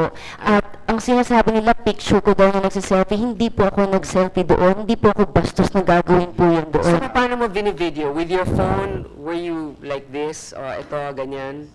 Yung no, Senator Bang, you remember, ako po ay No, I saw it. Di ba? Nakataas yung kamay. hindi po. No, I mean, it doesn't matter because may sinakuha po ang video. if you're documenting it, the purpose of your documentation is to show what's happening. That's your job. Yes. I'm not saying it's, it can be interpreted kasi that way. Others can be malicious by saying you were taking a selfie when in fact you were documenting the visit of the president. Yes po. And I was not holding the video, the camera. Meron pong kumukuha po sa akin. Humingi po ako ng favor. Mr. Chairman, just on Okay, that go point ahead. lang. Hinihingi mo yung sa GMA News Online, nahingin yung side mo. Sa dinami-daming mga vlog mo tungkol sa amin dito, may isang beses ba na humingi ka ng side namin? Hindi ako nagsabi noon kung ako nagtanong sa GMA News Yeah. Online. So, asik mo ka. Because the journalists, ang mga journalists, pag mayroong isang balita na makakasama sa isang tao, dapat kukunin mo yung kabilang side. That's right. Pag hindi mo kinuha yung kabilang side, ang totoo niyan, hindi ko dapat, That's right. itong, yung sinasabi ninyo, di ba naman yan, vlog yan eh. No, I agree. Asik mo ka. Sabi mo kay Mr. I'm sorry, what is your name? Tordesillas. Tordesillas, hiningi mo ba yung side ko? And sabi niya, you tried. At sabi mo, hindi. Hindi ko po, Senator, hindi ko po siya tinanong kung hiningi niya yung side ko. Ang sinabi po, si Senator Soto po ang nagtanong. And also po, ang So, sa tingin mo ba dapat hiningi niya yung side mo? natural po, journalist po sila, trabaho po nila yun, kunin both sides. In your case, never ka humingi ng side ng lahat ng mga nilagyan ng vlog dito. In fact, just the other day, may vlog ka sa minority. May isang beses ka bang humingi ng side namin? Senator, totally speaking, Yes hindi or po ako journalist. Yes or no? May isang beses ba na humingi ka ng side namin? Blogger po ako, hindi po ako journalist. Mr. Chairman, Madam Chairman, can you instruct the resource person to answer yes or no, please? So, may isang beses ba na hiningi mo yung side namin sa mga times na binatikos mo kami, may nilabas ka mga peking balita? Ano po yung pwedeng balita ngayon, Senator Panakino? Maglalabas po kami mamaya, no? But can I ask lang, asik mo ka? Humingi ka ba ng side namin ni isang beses all those times na you blogged about us? Ang ginagawa Yes ko or no, po, ma'am? Senator Panakino, ginagawa ko po ay blogging po. At hindi po ako journalist po. I think maybe the answer is no, but then your reason is because... I'm sorry, Chairman. I want to hear it from Asik Mokar. Okay, go ahead. Yes or no? May isang beses ba na hiningi mo yung side You namin? can say yes, no, or that you refuse to answer, but you have to justify why. I refuse to answer that. Because? On the grounds of? I have the right to refuse that question. You don't have the right to refuse. You have the right to self-incrimination. So, ibig I have sabihin, the right kung mapipagpisa ka, pwede ka sumagot. I have the right, ano po? I have the right to, against self-incrimination. Anong krimen ang tinutukoy mo, Asik Mokar? Self-incrimination presupposes may krimen na pinapataw sa'yo. Ano yung Senator, I refuse to answer the question. At lumayo po tayo dun sa usapin ng fake news po po ng GMA 7 po. I'm asking a simple question, Mr. Chair. Senator Bang, I think it's been made clear. Madam Chair, I don't think we should embarrass our resource persons here, whoever they are, whether they're from the other side of the political... No, okay, Mr. Chairman, let me just finish. I believe finish my point, Mr. Chairman. But the chair, Okay, order. Senator Mix. Yes, before each and every senator should address the chair, rather than, including her, Secretary Asek Mocha should address the chair, so that we have order here, so that we don't embarrass each other. This is not... I agree. Okay, Mr. Chairman, if I may finish. Address me, and then I will ask her. The resolution filed by our colleagues, which is their right to file, talks about grievances, Mr. Chairman. Madam Chairman, Chairperson. It's okay.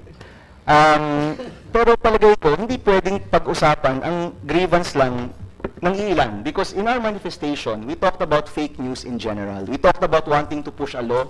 Senator Villanueva has been good enough to file a bill on fake news.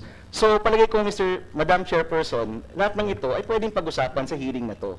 Hindi lang naman yung iisang resolusyon. Now, my question is, and it's a very simple question, sa mga panahon na nag-blog si Asik Mocha, tungkol sa minority, tungkol sa oposisyon, tungkol sa aming lahat dito, it's a very simple question, yes or no lang po, hiningan ba niya kami ng side? In the same way, na yun yung hinihingi niya mula sa GMA News Online. So fairness ang hinihingi mo, Asik Mocha. You're asking that these agencies be fair to you.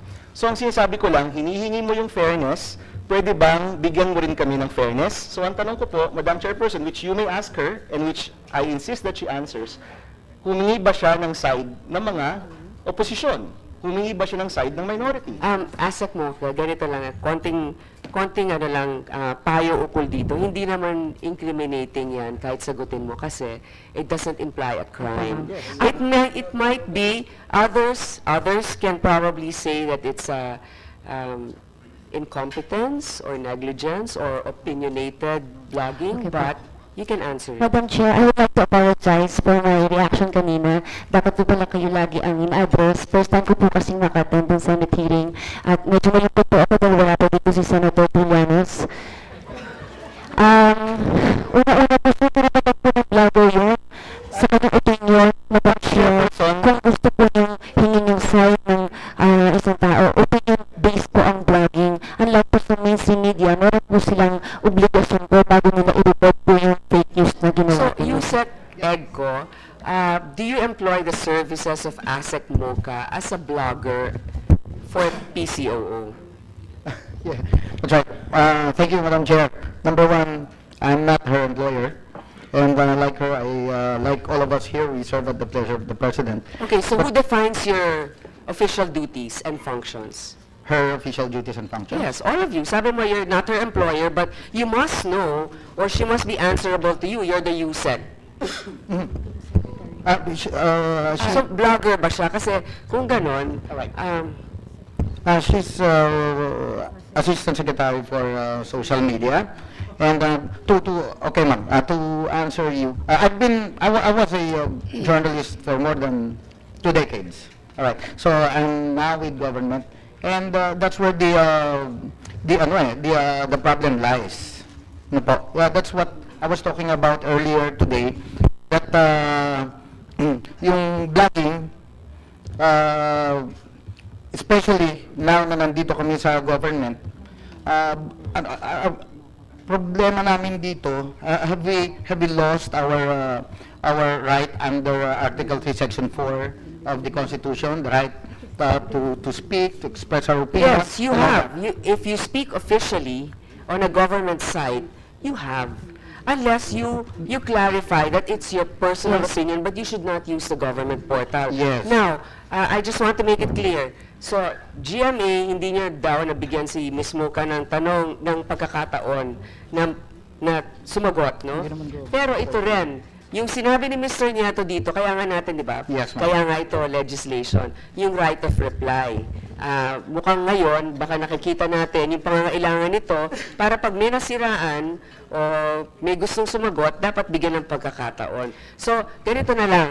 Kasi ayoko nag-iimbento ka ng sagot dahil mukhang hindi mo alam yung clear definition ng mga trabaho ninyo. Bago pa lang kayo, I'd say bago, 1 year and a half.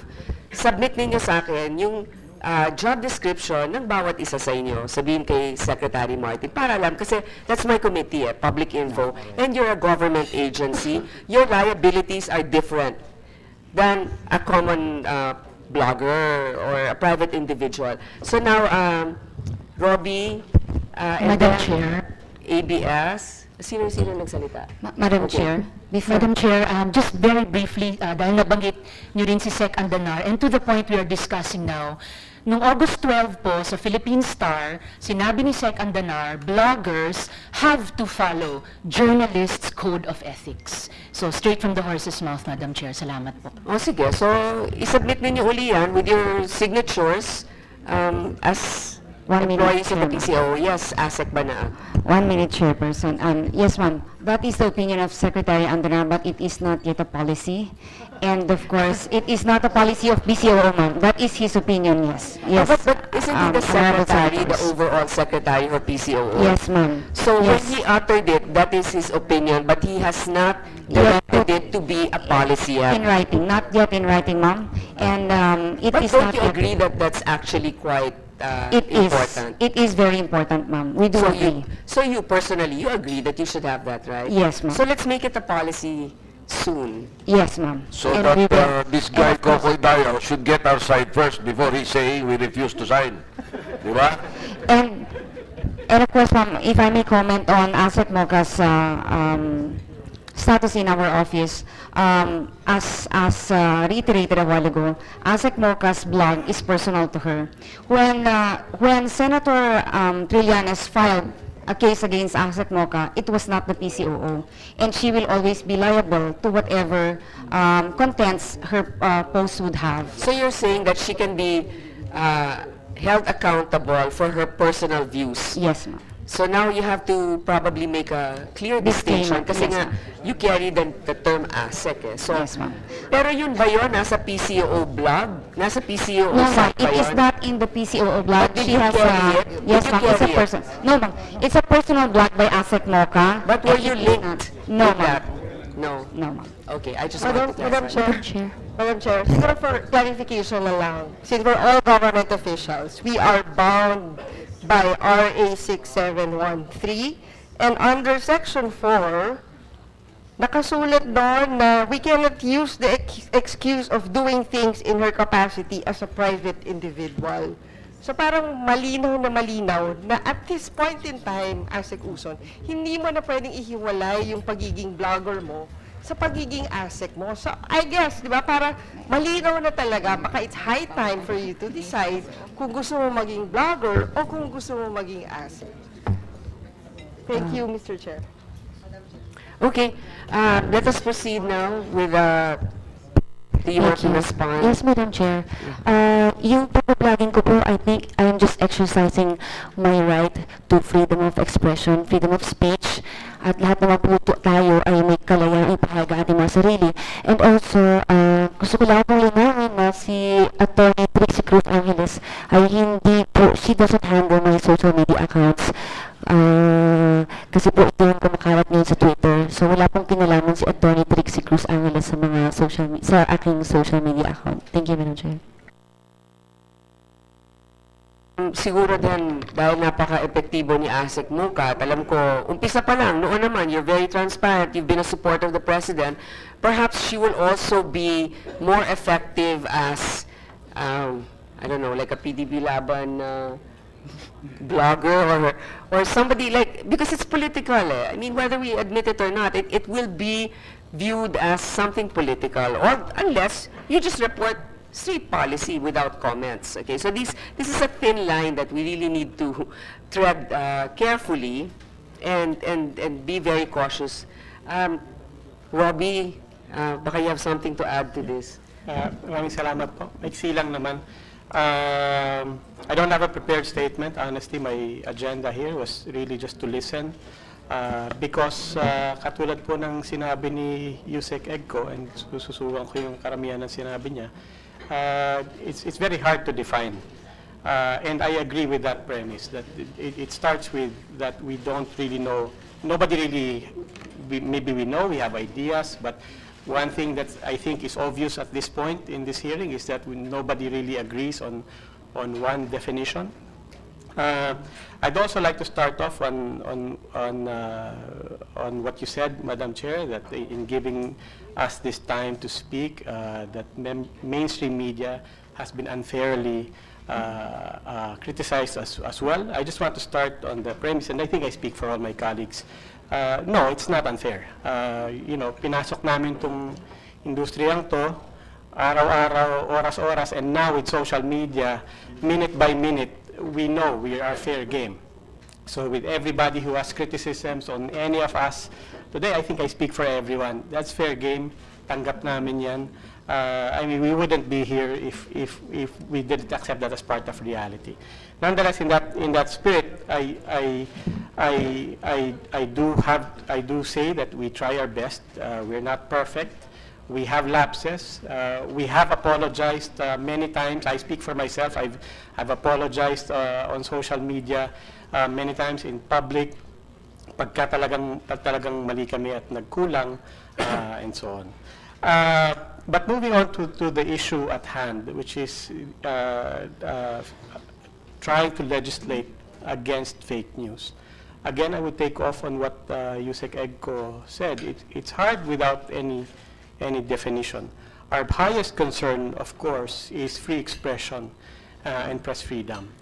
The imperfections and the problems arising from our imperfect practice, and the imperfections and the trouble and the harassment that can arise from this new technology and how it has empowered all of us and created this new platform in this new world that a lot of us don't understand. We understand where it is coming from, where people say, you know, we need to control this. We need a way to have some control over this. And I agree, not all expression is free. There has to be accountability and discipline and liabilities.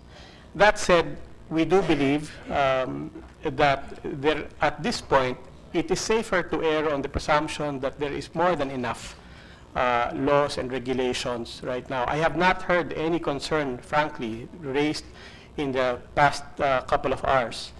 I'm not a lawyer, but I would think that everything that has been raised, even on a conceptual level, we can start pursuing on a conceptual level.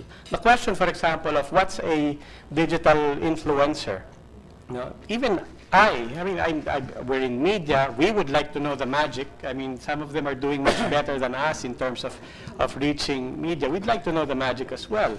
But I turned to the lawyers beside me and I asked, I mean, is there a law on regulating the lobby industry, for example? And you would think that, you know, there are avenues to start pursuing all of these questions logically and dispassionately, and so on. When it comes to libel and cyberbullying and so on, and I think, again, it is there. The bottom line, I think, is the interest for everyone. And the one thing that everybody actually agrees on in the past 2 hours is that we want our free expression. We want our platforms. I think we will all disagree on once we start talking about and start going down the slippery slope of what irresponsibility triggers a new law, or what irresponsibility or malpractice should trigger a new policy. That's where we start to know. I think we should start with where we agree. And we agree that press freedom and free expression for everyone, regardless of how you call yourself, a blogger, influencer, whether you're even officials. Mr. Alampay, your position is very much noted and appreciated. I think that I need to clarify that we are here actually because we respect freedom of expression, but we know, and you've also stated, that there are limits also, and we have a responsibility to bear. So that's noted. I would like to hear also from ABS. I would like to hear from the former chair of MTRCB on self-regulation, but very short. I'll give you like 3 minutes each because we also have our bloggers that I want to hear from, and especially from our legal resource persons. So 3 minutes each. 30 seconds lang just to finish my, So ako, again, I started with concurring with Yusek Egco, and I will end with concurring with him also. The one program or campaign that I will unequivocally support, and I do believe that is the ultimate solution, is finding a way to institutionalize information literacy. Not just news literacy, but information literacy. Starting as early as grade school. As soon as children are able, are handed a cell phone, or have access to television, or have access to a computer and the internet, children should immediately be part of a You program. can start with your network. Yes. As your station public service with the new law and franchising. You can put something like, ito ang mga dapat ninyong gawin. Pag may narinig kayong balita, talungin ninyo yung magulang nyo, i-check ninyo yung dyaryo o yung ganun. I mean, you can do that also. We can start, but definitely this is something that we need to explore on an institutional basis. Madam Chair, I did also want to end just on one thing you said kanina. You said, ito na tayo ngayon. And parang ang isang nakakabahala is ngayon, ang instinct ng bawat tao ay tuwing may makikita sa Facebook, immediately tinatanong, anong agenda nito? Saan ang gagaling to? Ang sa akin po, maganda yon. Hindi po nakakabahala yon. Ang sa akin, lahat tayo, dapat ganon. Mula bata hanggang matanda, lahat tayo, that is information literacy. Yes, but we should not stop from there. Yes, exactly. We should start with the questioning. No, but see, people ask that, and then they stop. But sometimes there are good points that are raised by your opponent. Never mind. I don't want to give due credit anymore later on. Ms. Gonzalez. Yes, G. Almari Gonzalez from ABS-CBN. I'd like first to echo what Ellen Tordesillas said, yung fake news term. I think it's not the right term because news means accuracy. So probably the right term should be misinformation. Because professional journalists and professional news organizations are, our job is to produce news. And that is to be accurate. But of course, it doesn't mean that we don't make mistakes. That's why when we make mistakes, we have this self-regulatory mechanisms that we go to. So for ABS-CBN, for the broadcast industry, we have KBP, and we have our network ombudsman, and also our news ethics unit. So if we make mistakes, people, like Mr. Alampay said, we welcome criticisms. I know you have ombudsman, Yes. in TV5 and also in ABS. But Ms. Yuson, you were saying na fake news ka ng ABS? Yes po, Madam Chair. Anong ginawa sa'yo? Nung private, hindi pa po ako official, sinabi po ng ABS-CBN, isa sa mga reporter nila na ako daw po ay in-appoint na consultant ng Bureau of Customs. At dahil po doon, nabash po ako online, inungkat na yung pagkatao ko, at yun po, Madam, BOC consultant. Pero nabigyan ka ng pagkakataon naman mag-answer? Hindi rin po, Ma'am. Hindi rin po, Madam Chair. Ma'am, are you familiar with this? I'm not personally familiar with it, but kanina nagtanong ako. And I think first, this is what I want to say about fake news. Kasi for traditional media, those who are aggrieved, they can avail of the mechanisms that we have. Now, I'm not saying, I can't really say kung na-interview si Ms. Mocha Uson kasi I haven't talked to the reporter. But what could have been done is easily complain or call us, actually even by call or by email, and we would launch an investigation on that. And if we make a mistake, we will always correct it through however format that we do, that we have. And I think particularly for this lang, do sa initial questioning ko, ma'am, I think the reporter quoted Commissioner Faldon. He was the one who said that Ms. Mocha Uson was going to be appointed. And then, yes, it was wrong. And then I think you gave a statement in your Facebook account, and we published that it was a wrong information, and we corrected it with that statement. So that's how we handled that situation. All right. It's good to know that you correct yourselves. Yes. Diba? And you don't leave it at that. Now, before I ask for the MTRCB first, and then Senator Pangilinan na. Pasensya na po para nakikiramay din pala kami sa inyo, Chair Toto. Thank you po, Madam Chair, and good morning to all the members of the committee and where I am, former colleagues in government. Well, looking at the, most especially, Senate Bill 1492, I think, Madam Chair, my recommendation there would be to integrate really a system of self-regulation, where there would be empowerment measures given to those who are engaged, both engage in the handling and dissemination of information. As a law professor, I agree with Senator Drilon, what he mentioned. We already have definitions as to what false information is. I believe that it is not healthy or productive to find a definition of fake news, but what to do with information. That would be what you call in criminal law as the gravamen of the offense.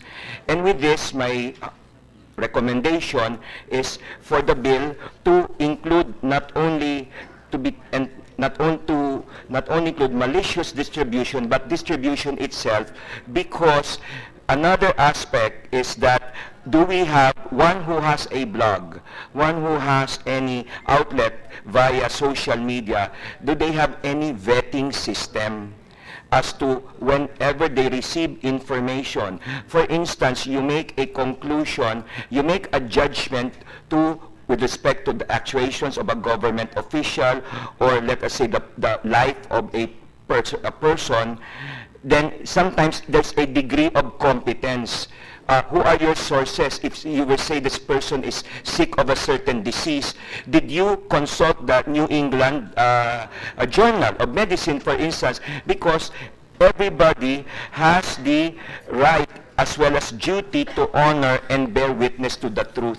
Kung ang basic po dito ay how to handle the truth. So I agree, Madam Chair, that there should be a vetting system, and then as a matter of addressing any question as to equal protection of the laws, the norms for journalists should equally apply to those who handle, circulate information, because after all, those in social media, they call themselves media. I have other things to say, but I would just follow the norm indicated by the Madam Chairperson to just speak on the matter of self-regulation and having a vetting system at this time. And thank you for being a proponent of self-regulation. Yes. This is very important, but as you said, we should correct ourselves, but there should be a vetting process before we post information on our blogs. Okay, so thank you, Chair Toto. I would like now to continue before we ask Professor Hilbay and also Dean Lavinia, and then Mr. Mabanta and Mr. Nieto will have Senator Pangilinan. Thank you, Madam Chairperson. I think Dean Tony and Prof. Florin might be able to answer some of the questions that I'll be raising on, in terms of legal expertise on the matter of laws that we are possibly going to craft on addressing these matters. The data that we have is that 97% of Filipinos on the net are actually on Facebook. And only 3% are not on Facebook. So that's number one. Number two, the data that we also have is that Facebook actually is the biggest carrier of fake news. And they earn from it. Because of the shares, the number of, so I just wanted that clarified. I guess, Dean Tony, please answer so that we place it on record. That's where the regulation should be, and globally, that's what's happening. You do not go after the blogger, you do not go after the individual. The traditional news outlets, you already have ways of going after them, but it's the disseminators that are earning a lot of money here and not really caring about whether it's true or not and gets hurt or not. It's just a business proposition for them that you can do. So the global tendency is actually to do that. Some harder than others. In China, you know, very hard. Germany, movement towards very strong financial measures, sanctions for those things. So what could you say the Germany experience? Well, they haven't passed the laws yet because they just had the elections, but the proposal actually is where there's criminal content, Facebook, Twitter, and all, they have to remove it within 24 hours. For not criminal content, but fake news, and that can be, you know, they have to do it in like 2 or 3 days, right? Okay. So How is that so not? it doesn't disseminate. How is that not violative of the right to free speech and expression? I don't think it's violative of the right, the free speech, because you're not, the person who's speaking can still speak. But what you're stopping is the means of propagating it. In traditional media, the way they also do that, right? They also stop fake news through verification. And editorial. They do that all the time. When they hear news and they verify and they say it's wrong, you know, it's not. This news is not right. Then they would right away not do that already. So they actually do that already in practice. But Facebook, you know, in the past, Facebook used to say, we don't care about content. We're not a news organization. We're not. And they're not, and that's also true, I think. But even if you're not a news organization, you can actually regulate them to get that to happen. But you have to make it in terms that they understood, that they understand, and the term is actually, the way is actually through sanctions, through economic For example, you mentioned it, nabanggit mo po kanina, no, na kapag merong criminal content, no? Like criminal libel or sex abuse, yes, or that type of thing. See, Zuckerberg is probably one of the wealthiest people in the world, no? I mean, di ba? One of the richest, so Zuckerberg. In other words, he's, you know, they're earning a lot from Facebook and ads, at marami rin silang kinikita kahit fake news pa, no? So, halimbawa, may criminal content.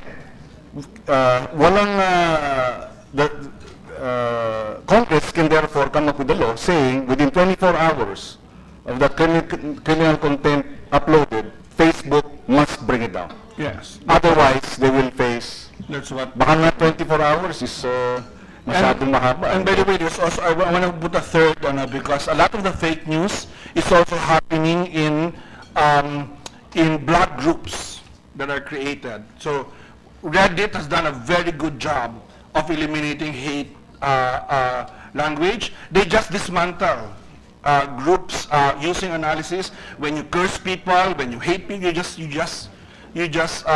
so again, it's not anyone. I can say anything that I want. I can put anything I want. My freedom of speech is not affected. But the infrastructure for spreading hate is dismantled. That's my point. We have to be really smart. The same way, I think, with online media services, I have to say, you know, that when I write an article, and honestly, I struggle to be really non-partisan and subjective, and you know that as much as possible, because I feel that's my role.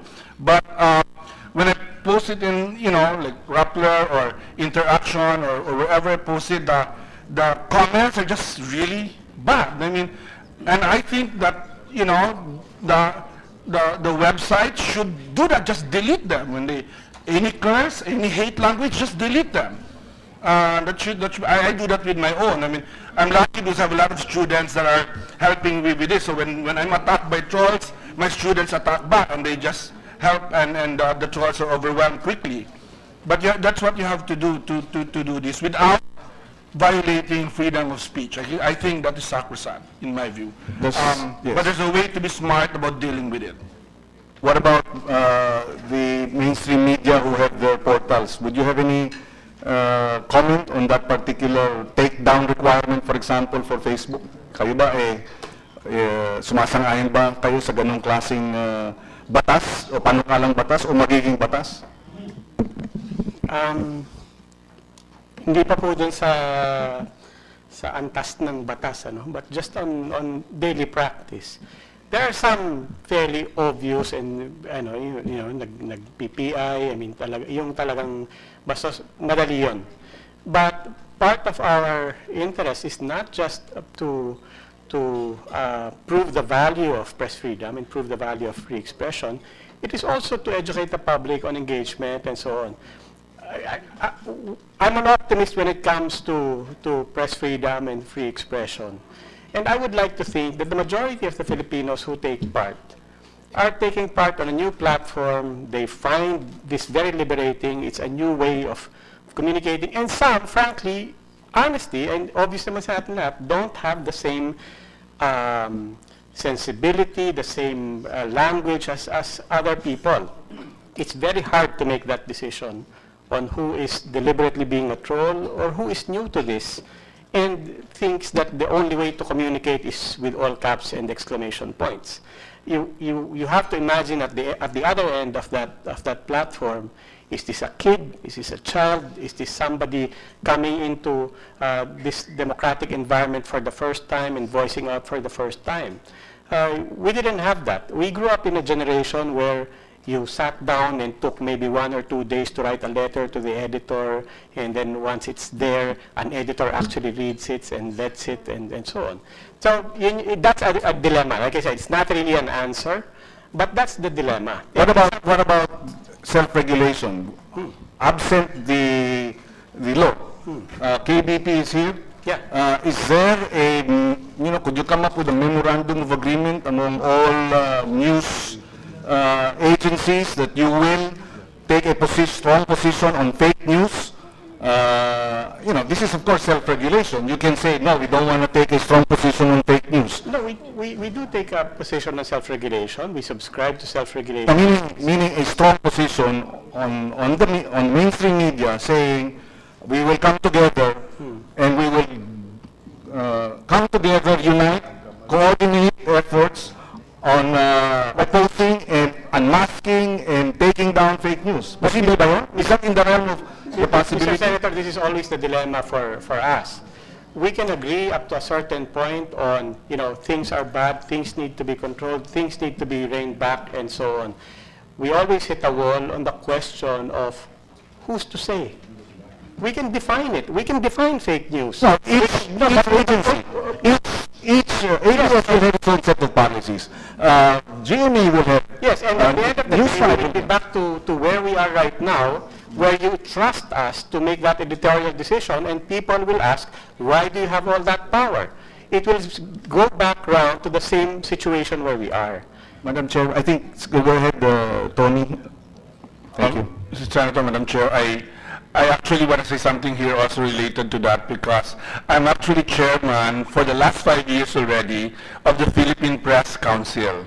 The Philippine Press Council is the print media self-regulatory system for the right of reply, purely for the right of reply, and only for print media. And I've been chairing it, and basically the complaints body. If anyone feels that their right to reply was violated by most of the newspapers and members of that, they can actually come to us. Guess what? No case for the last 4 years. I think the last time was 5 years ago when we had a case. We only meet when there's a case. So there's no, and usually the cases before have always been about space. You were talking about that earlier, Madam Chair, that most newspapers would print the reply, but they needed to be shorter. So Dean, are you saying that for the right of reply, we don't need to legislate that? No, you definitely do not need to legislate that. We don't need, so you're not in favor of legislating that? Yes, I think a self-regulatory mechanism. Why? My initial position was, we don't need to legislate because I don't want to tell media what to write. Diba? Kasi diba, even, actually, Mr. Alampay, thank you for always being in our hearings and presenting views candidly. But we don't want to over-legislate. But is there a need for that? Maybe now we do, because there are some people who are not given the right also. Maybe in your particular paper, they're given the chance, but maybe in others, maybe not. No, but the Philippine Press Council is industry-wide. No? It's part of the Philippine Press Institute and like a substitute. So I'm just saying that that it didn't seem to be a problem in terms of print media. But my point was that usually the restriction to the right to reply is more about the space, because it's an editorial decision of what to put, and you don't really want to intervene with that. But with online, I think you were saying earlier, I'm ready to modify my position, personal position, not necessarily the press council, because we haven't met about this, where there's online versions already, where at least you can just, if not print the whole, post the whole thing, the letter, you can at least put a link to whatever the complaint is, right? So there are ways of doing that was not possible under print media before. Usually when a case would come to us, what we would simply tell the newspaper, and it's up to them to obey us, and they usually do, is you print it, but you can give this space, X words that are based on your own policies. They have also their own policies for letters to the editor. So without any violation of editorial content. Actually, Dean, thank you for your position. Here's the thing, this is the hazard of our job. For example, may lalabas na balita, ombudsman finds so-and-so guilty of this, or ombudsman recommends a case. And then later on, merong good news na. O kaya may sinabi, a particular public figure is, let's say, failed to pay the BIR taxes or showbiz personality. Yun pala mali. Kunyari front page yung una, biglang ang correction na lang nasa page 8. Diba? I mean, yan talaga. That's the price of being in the public eye. If you're not news anymore, you're there. So you can also understand the frustration. This is where your power. We can have our own site that will do the correction and we put it in the front. Diba? So mga ganun lang. But anyway, we'll continue. Senator Pangilinan. Yes, I have a few more. Sorry. I just want to add to the Facebook discussion. I think it's important to give a background on how Facebook has changed the way we consume news. In the past, when you want to read about last night's basketball game, you have to buy the whole newspaper. You can't just go to the newsstand and say, I want to get the result of the Ginebra Pure Foods game last night. Unlike today, when you're on Facebook, you can actually click directly onto that article. So that is actually the top story on your news feed. So I think as media organizations, we also acknowledge that part of our editorial powers have been ceded to the audience. The thing that comes out on your smartphone on top of your feed are the stories that are being clicked, being liked, being shared. And so part of that editorial judgment doesn't lie with the editors anymore, but also with our users. And for most online news organizations in the Philippines, more than 50% of our traffic already come from social media. So yeah, you know what? There are two sides of the story there. One thing is you're accountable to your viewing public, but on the other hand, they're also dictating to you what to write. Exactly. When sometimes what is relevant is not necessarily popular. Yes. So you also have to balance that. You have a responsibility. You have a franchise that is a privilege given by the government. Yes, ma'am. So you need to be able to fully exercise that right to serve the public. So it's not just it shouldn't just be dictated by ratings. And I would like to acknowledge the presence of Senator Sally Trillanes. Sorry.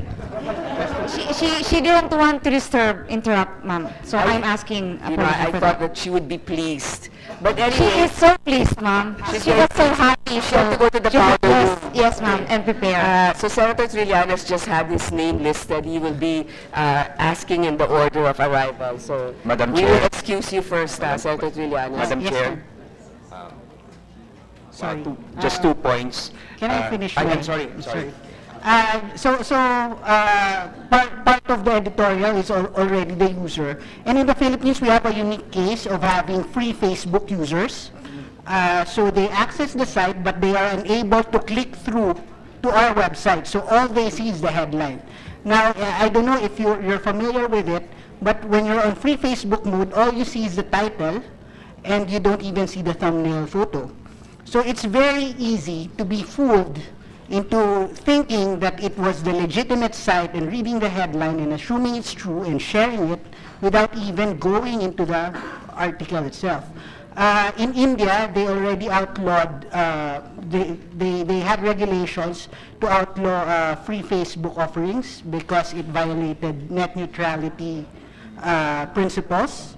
So I don't know, it might prove to be unpopular in the Philippines because everyone wants free Facebook, but it might be something that we might consider, because in India, what they're pushing for is that everyone should have good internet access to all sites and not just Facebook.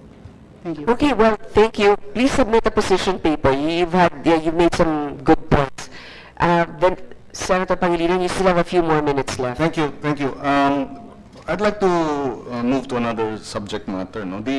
Kasi nabanggit kanina ni Mr. Nieto, si Mr. Ol, no? Who was connected with my office. Tantanong ko lang, did you find any direct connection between the posts of the 7 senators and the role of Mr. Ol in such posting? Good morning, Senator. The posts about the 7 senators came from Silent No More PH. No. I'm asking you, did you find any direct involvement of Mr. Ol in the posting of the Silent No More post? Was she in?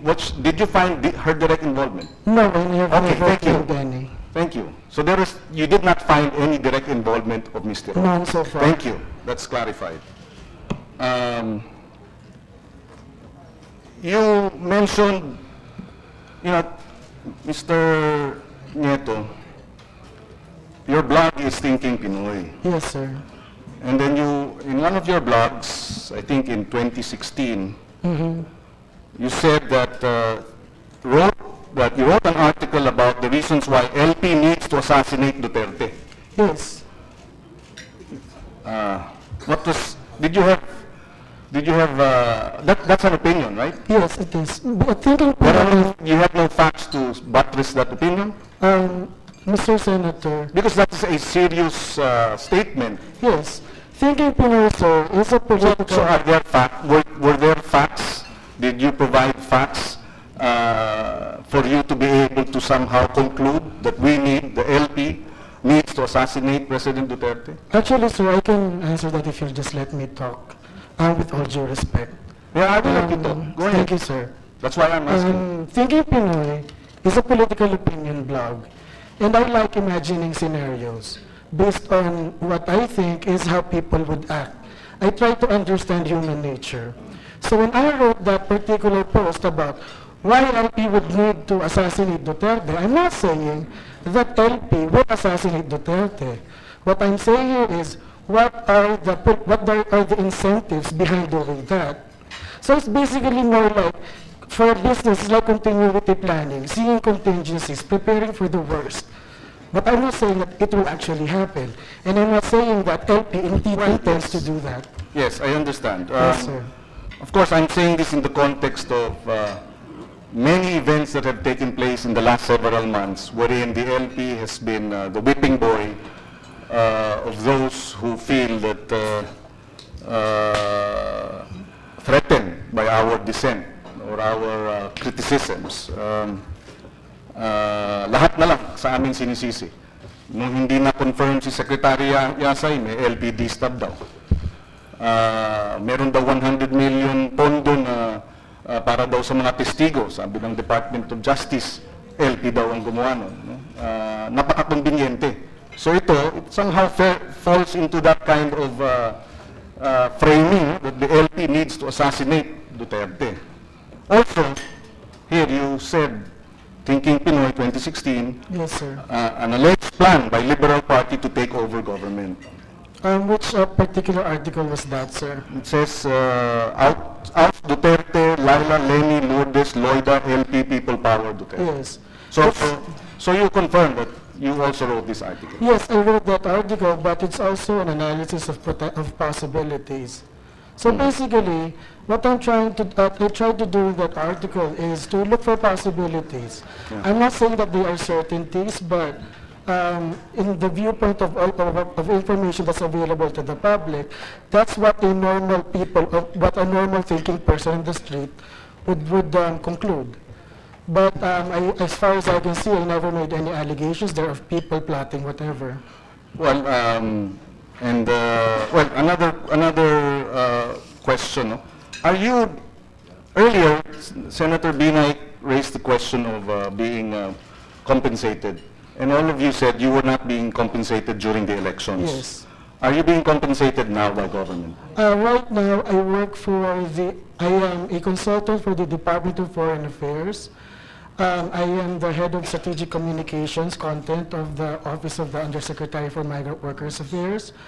Initially, I wanted to work there pro bono because I don't want to get hit just like how Mocha got hit when somebody says she earns like 100,000 a month. How much are you receiving? Right now, it's just 12,000 pesos a month, a very nominal amount. So you are now a consultant? Yes, just a consultant for DFA OMWA. You're the head of the communication. Head of the strategic communications? Yes, sir. So in the same discussion earlier, you are now a consultant working in government. Yes. And therefore, arguably, well, no, not arguably, I would say, you are also covered by the Code of Conduct of public workers and public officials and employees. In the same way that ASEC Uson is also covered by the Code of Conduct. You're receiving 12,000 pesos a month as a consultant. Do you have people under you? No. So you work on your own? Yes. Okay, so you don't have any, do you have an office? No, not really. Okay, so you work... basically what happens here is I just help communicate the updates of the Office of OMWA to my OFWs, and that's it. So yes, okay. Yeah. Now that you are in, you are now a consultant in government. Yes. I would raise the same issues as earlier raised with ASEC Mocha Uson. Hindi na pwedeng blogger lang na pwedeng kahit ano isulat. Dahil nga head ka na ng strategic communication ng isang sensitibong departamento ng ating gobyerno. No?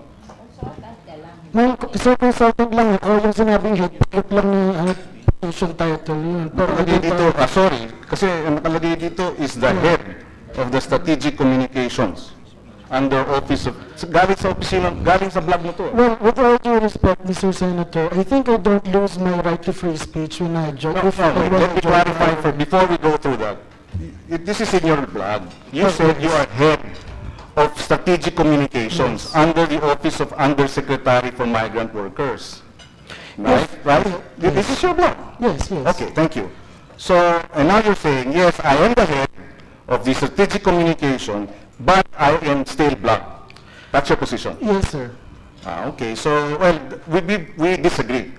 Because obviously, since you are now earning from taxpayers' money, you are now part of our government bureaucracy as a consultant, you will have to be, you are covered by the laws. Just as we senators are covered by, free speech is not absolute.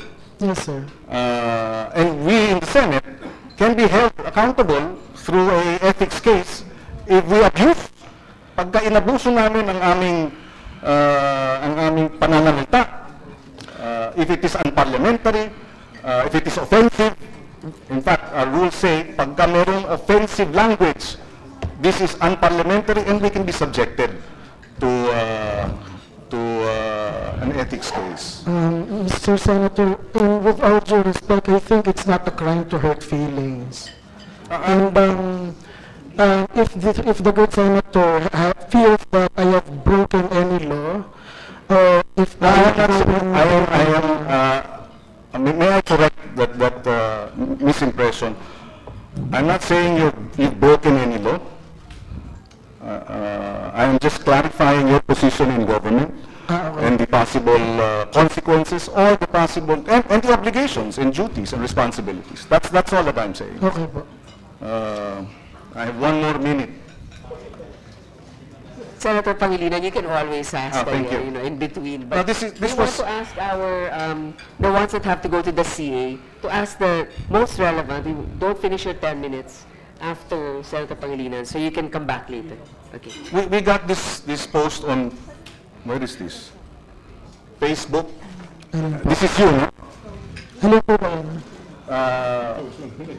Doing our ocular in the Senate on the eve of the hearing. You posted this, no? I didn't say there was an ocular. I just say, look, it's not posted on my Facebook. It's with RJ Nieto. So, yeah, so Mike Acevedo. Who is Mike Acevedo? So I didn't post it. So where is Mike? Is he here? Yeah. So you shared it? Okay. But you were here. You confirmed that you were here, and this is authentic. Yes. And it is about, you were in the office of Senator De Lima. In front of her door. And then you outside, and you put the numbers 222. No, they put it there. Little staff. And you were saying, doing our ocular in the Senate. No, it was Mike who said that, not me. Sorry, yes. But you were together with him. Yeah, I was together with him. So, you know, you are head of the communications, strategic communications under the office of Undersecretary of Migrant Workers. You do not see anything wrong, or let me qualify, yes. Let me rephrase my statement. Has this anything to do, this is a social media site, somebody uploaded it, I assume do you share? Secretary, please.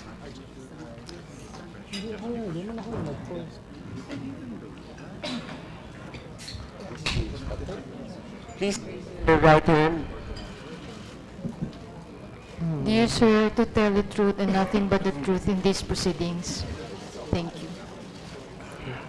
Okay. Sorry, sir. So RJ, Mr. Nieto, you shared this? No. In your own page, you shared this in your own page? I was tagged in my page, and it automatically appeared. So you didn't share? But I was not the person who wrote the caption. Wait, Franco. All that I did there was to post with him in the photo. So I think I'm going to be held accountable for what's written. It appears on your page, so? Yes, it does. Mm-hmm. Okay. So now that it's appearing on your page, you can take it down if you wish. Oh, yeah. Yes. I'm not saying you should take it down, no, but I'm just saying you can. Yeah, I can if I want to. And it's also on the Thinking Pinoy. Yes. The thing is, that picture was shared two times. The first was when Mike shared it, and there was the accompanying caption that, ocular. But that's Mike's problem, not mine. Now, for the Thinking Pinoy Facebook page, I also posted that picture. 1 second. And this got the accompanying caption. Madam Chair, with the permission of Senator Pangilinan. And the only account, I said for the CA.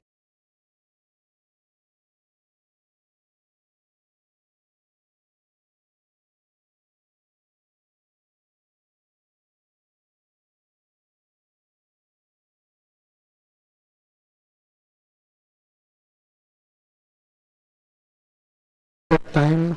So anyway, wait, don't coach me. Alright, I posted the picture, and the accompanying caption is, when you see it. It shows a picture of me in front of Senator De Lima's office. Oh, there. So I don't have to describe it anymore. Alright, the next post will be, oh yeah, and that's it. Now, if I think that I am entitled to free speech and I am allowed to express my political ideas, and if anybody thinks that there's something objectionable about that, I think they could just write a complaint, send it to me, and we'll talk about it. Otherwise, I think I am entitled to be free from prior constraint. Well, actually, that's precisely the point that I raised earlier, and this is my last point, and I have no follow-up questions. Being now a consultant in a sensitive position in government, heading its strategic communications for migrant workers, you are now bound by the code of conduct. Yes.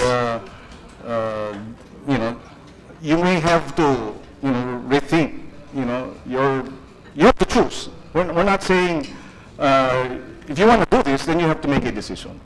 Diba? If you want to continue doing this and be a blogger, my view is precisely you have to decide. Do I want to be a consultant or do I want to just be a blogger? You don't have to answer that, Mr. Nieto. I'm just saying that acts such as this from a government consultant holding a sensitive position would be at the minimum. So, that's not about you, sir.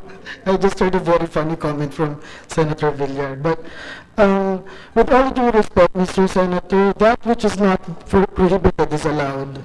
So if the good senator can find a law that I broke or I violated by doing those two things, being someone in UNRWA and then after doing those things in the pictures, then again, just like what I said, please send a complaint, let's talk about it. If it's wrong, I'll stop doing it. Now, if I were just given a choice, I don't want to work in DFA. Parang alila lang kami dun I only get 12,000. It's not even have to pay for taxi.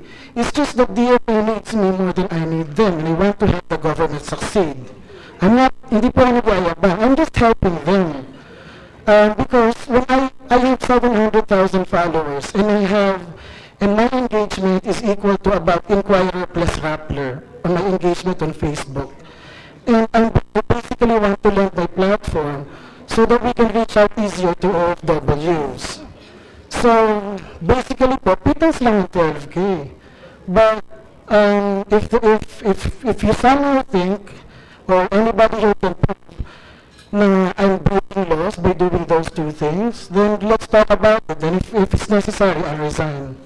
Yun lang po. Well, when you are part of the government bureaucracy in a department in the executive, one is political neutrality. The code of conduct requires that, and you must observe standards of personal conduct in the discharge and execution of your duty. So these are some of the provisions that you may have to visit and then be guided by. Mr. Chairman, I think, Mr. Chairman, it will be very difficult for Mr. Nieto to rethink his position because then he would be called rethinking Pinoy and not Thinking Pinoy. That was my chair. Okay, let's give a chance to Senator Villar. I would like to ask just one question because she needs to go directly to the Committee on Appointments. I am a victim of fake news, but I never ask my people to practice fake news, except what happened to the 7 senators becoming victim of Silent No More PH. I just want to ask our chairman if we cannot force the people behind Silent PH No More to come here to explain to us why they did that. So I hope the chairman in our next hearing will not allow them not to come here. It is I think, the only thing you can do for us so we will feel better, that they come here and face us and explain to us why they did that. Yun lang ang aking manifestation. Actually, Senator Villar, when I received information about the possible administrator of Silent No More, that was around evening of Thursday, and we tried to get in touch with him. Not only him, but the people behind that Silent PH No yes, More. I some gave of a them are list here. to you. Some Sino ba yun? Or Meron ba affiliated. dito? I didn't see them. But the list I received from you yesterday, but I would like to assure you that if they do not show up in the, well, we are now sending them a subpoena to appear because we sent them an invitation already and they did not come. So definitely, we need to hear from him. First of all, not only him, but the people behind that Silent PH No More. We just want an explanation why they did that. Okay. Thank Kasi you. may pagkaduwag rin ang hindi nagpapakita pero tira ng tira. Kahit na anong side ka. Pero ma'am, sino ba yung mga pangalan na yon? Can it be stated for the record, the ones that are behind? I will give it to you, okay? Okay. Or you want me to state for the record? Yes, ma'am. Just so for the record. This is a research, and it was given to me, but I don't want, I did not do this. It was given to me. It's, of course, the operator is, what's the name? Coco Dayaw. Coco Dayaw. Melissa Limcauco, Edwin Lasherda, Abigail Balte, and Leah Navarro. The two of them are here. Let them respond. The Secretary Lasherda. I think the basis of your research, if it can be called research, is a lower... I did not ask for this. It was mailed to me. Since my name... So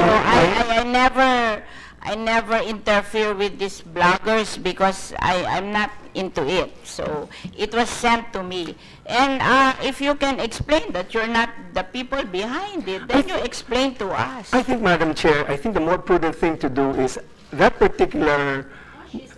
For the names, I don't want to give the names. That's why I'm addressing Madam Chair. Madam Chair, I think that thing was floated in the social media. And I think there's someone there who identified us as the owners of Silent No More. I think prudence would dictate that the person who floated that, our name, should also be invited. Because obviously... Who floated your name? That research, there's a name there. It's on social media. There's a Mark Lopez or someone. I didn't even see that. Mike Lopez? But you can see that, Mark Lopez. So, is there a Mark Lopez here? No, Mike Lopez is here, seated. It's Mark Lopez. So is it you, Mr. Lopez? Oh yes, please come. So let him... We have to administer his oath. Let him take the stand. He has the burden to prove his allegations. He just cannot just mouth off some names without... You're denying that you're part of Silent PH, Silent No More PH. How categorically? If you say that did I write the 7 cents? No, I did not. So for the record, you're denying. For the record, I am not. I did not write the 7 cents. Madam Chair, like what Senator Grace Poe said, the Chair said, I have my own Facebook page. Abby has her Facebook page. You're not denying, or are you denying? What are you exactly? I am asking you if you are denying that you are part of the Silent No More PH. So what do you mean by, I'm part of a lot of groups. They just invite me to join. So are you... Wait, silence please, silence. So are you part of... It's for the chairman to determine this. I'm just... you may not have written about the 7 senators that did not affix their signature in the resolution, but are you in any way affiliated with this silentnomore.ph? What I know is that I am a member of the TSM. I heard that there's a Silent No More and there's a TSM Silent No More. I have no idea. What's TSM again for the record? The Silent Majority Silent No More. I have no idea. So TSM is affiliated with... No.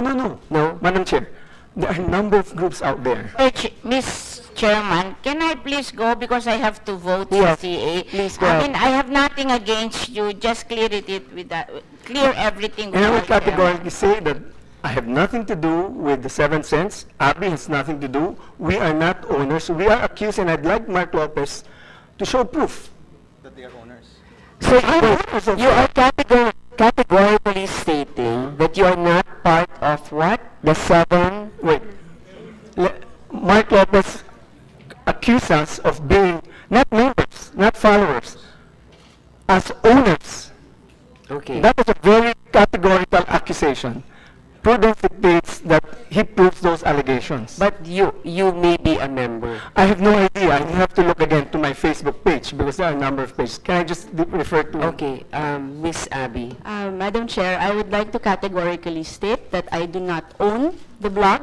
I do not contribute to the blog. All my assets are named. My face is always there when I write for newspapers. My name is always there. My Facebook accounts are all verified. Same thing with my Twitter.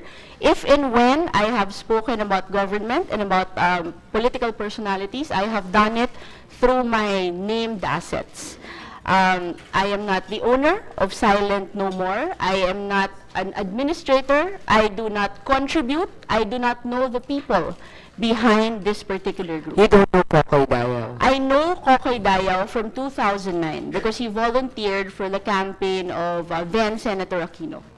But that is it. You don't know each other in Malacanang during your tenure? No, ma'am. No, ma'am. I also would, as the same as Edwin, I also would like the gentleman to provide unequivocal and categorical evidence of my involvement and the rest of those people, because it just, you know, you're entitled to your own opinion, but you cannot be entitled to your own facts. And I think that's very clear. In that entire discussion that we've had today, people ask about defining what fake news is. But the other part, ma'am, that Senator Binay, I will just be short. The other part that we have not spoken about is how people make money from these fake blogs.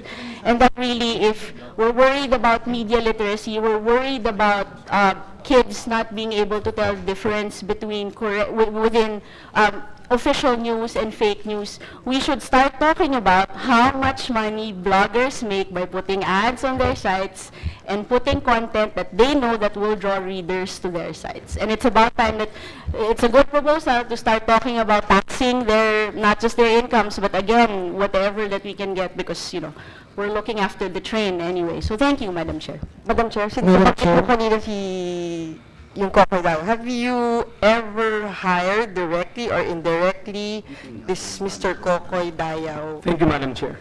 In my invitation, I was described as a former head of PCOO. I am not a former head of PCOO. I have my own office, Office of the Presidential Spokesperson. Manolo Quezon was also invited. He has his own office, PCDSPO.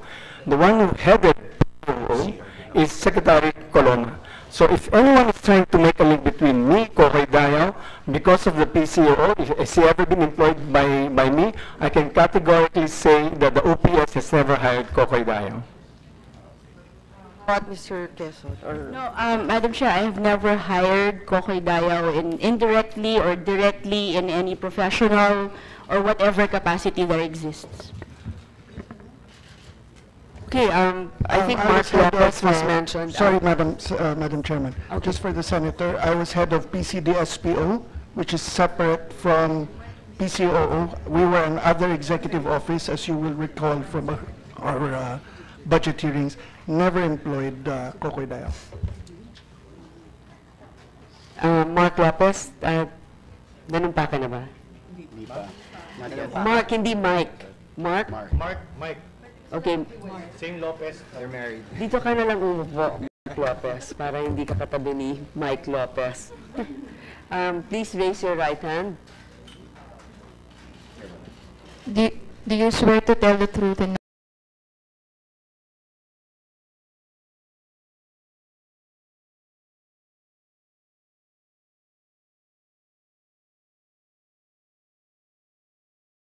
A Facebook post. And are you a blogger? Are you a reporter? Well, what is your profession? I am a blogger, but I am an independent one.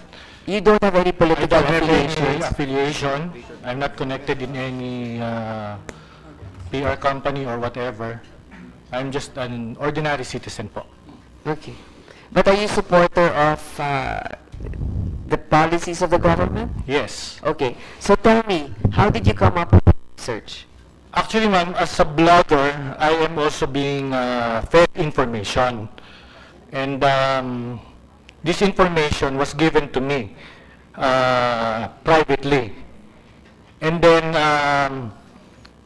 I wrote about it, and if you read my post, it was also in the form of a question. I did not say that Mr. Lacerda, Ms. Valte, Ms. Limcauco, and Ms. Navarro are the ones behind. I was also asking if it is true that they are the ones behind. Okay. And I just wrote it, and it was viewed and probably shared by about, I don't know. Madam Chair, 1,000 people. But you have certain assertions here, like for example, Miss Lim Cauco, well, you gave the background, and then the Miss Sabine Incorporated is an office. Can you explain what this is? It was also given to me, the information was also given to me, that there is an agency, a digital agency called Sabine Incorporated, which has offices in BGC, Bonifacio Global City, and also a branch in the US, in California, somehow connected with the Silent No More page. But how's that connected? It's just hearsay, sinabi lang sa'yo. Yes, that's why in my postman I was trying to clarify it and also. who owns Sabine Inc.? That was also I'm trying to find out. I tried to check with the SEC, but there's nothing that is appearing. I think in your report you said a certain Lewis owned it. It was said there that Sabine in the US is being handled by Christina Lewis Halpern, who is the daughter of Loida Nicholas Lewis. Okay, so these are just in the form of question. Yes, ma'am. Okay. See, that's why we have to be very discerning. Mr. Alampay noted this. We have to be discerning. San galing at ma'am, yung pong, excuse me, yung pong kay Miss Lim Cauco, actually, even the resume of Miss Lim Cauco was also sent to me. And in the said resume, it is clear there that she is also connected with the Liberal Party campaign. She handled the office of then Senator Noynoy Aquino during the 2010, I think, presidential. How about her connection to this site? Hindi naman clear. Hindi pa clear. Kaya nga po ako tinatanong ko rin. Oo, pero yun nga, based on what was told to you lang, so these are all, well, still, at face value, this is just hearsay. Yes, ma'am. I did not categorically state or did not accuse those four persons that they are the ones behind. I was asking also the very same question. Okay, so Miss Lim Cauco is married, just for the record, married to? Miss Lim Cauco, as per the information, is married to Tini Lim Cauco, who is the former DOTC Undersecretary during the Aquino administration, and whose family also owns the Luzon Development Bank. Yes, because these are the things that you put in your research. All right, thank you for clarifying that this is just the information that you received. It is not verified. It is not, ma'am. That's why I threw it there in Facebook. Madam Chair. Yun ay nakakatakot din eh. Kasi kung kunyari it's not verified, pero parang the question is very vague, we might, diba, we might be misled also to think it's fact. Madam Chair, I share your concern. I think also what has been emphasized in this particular hearing is the role of government officials vis-a-vis their role as bloggers. I think for any private individual, that there's no problem with those distinctions. But for someone like Asek Mocha or Nieto working for government, you carry a heavier burden. In our case, when we were still in government, we were very, very particular about making sure that we convey facts and information. In fact, PCO just killed that site. It's the official gazette, where everyone was able to access information from government. That's our role of conveying information, not from particular personal blogging sites, because obviously bloggers are allowed a certain tolerance for opinion. But as government officials, you have to be very circumspect with your opinion. You didn't have your own personal Twitter, blog, when you were in government? But I'm sure we had to, because we were involved in social media. Social media is the new media, as you said. And it's incumbent upon us to try to convey all the necessary information online, Twitter, Facebook. But in all those posts, we were very, very cognizant of the fact that we are government officials. And nowhere in that rule and our Facebook page would show that we did not go beyond what is necessary. We have our own opinion, but not to the point of foisting fake news, false information. We were very, very particular. In fact, we had a social media standard we wanted to propose, and we did propose. It went to the various offices, but we asked for the review also of the Commission on Human Rights. They said that there seems to be a question on certain human rights. So we didn't push through with that, Madam Chair, but we were totally cognizant of our role and responsibility as government officials doing their blogging, doing their Facebook page, doing their Twitter. It's okay because I asked also PCOO to clearly define their functions, and maybe we can have a hearing on the responsibilities and programs of the PCOO. Let's continue with Senator Binay. Siguro, can we get a copy of that proposal? Pati yung sagot na rin ng CHR why why they don't agree with that proposal. Ma'am, you may have to ask the Malacanang Records Office because since the offices were dissolved, the records are now with... Yes, you said, Joel, can you retrieve those documents? Yes, ma'am. I'll take note of that and will request for whatever we can request, proper retrieval of the same. Thank you, Madam Chair. Siguro, meron bang move ngayon ng PCOO to do that? Because this is not, parang we're unfamiliar water. Because remember, nagalit yung mga congressman kay Ms. Anderson because of post. Well, according to her personal post. But yeah. So may nagkakaroon na ng ganung problema ngayon sa pamahalaan. May move ba yung PCOO to set a standard? Mas kabisado.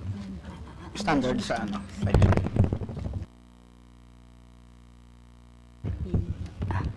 Yes, Senator. The PCOO actually is doing a policy, social media policy for bloggers to accredit them. And early this year, we had social media policy sharing. Sorry. At bahay ng alumni in order to get ideas or opinions or sentiments from other social media bloggers on this matter. And the policy actually is under review by the Office of the President, Madam Senator. Pero for ano yun bloggers, but for government employees na may blog. Kasama ba yun? Yes, ma'am. That covers all bloggers, whether private and public. Those who are within the government service, ma'am, na bloggers. You can dictate, private individuals? No, ma'am. If they would like to be accredited, ma'am, to cover an event of the president, then they should comply with the policy. The policy that will be coming up. Proposed. It's a proposed policy, ma'am. It's not yet out. And when do you plan to have that policy? Soon as it is already approved by the Office of the President, ma'am, then we would be ready. It's still pending po. Pwede ko na idalay.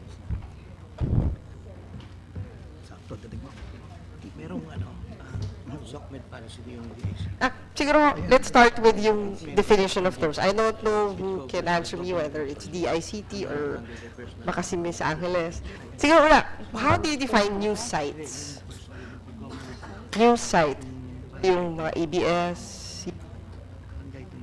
Yes, ma'am. Generally, right now, news sites are all still mainstream.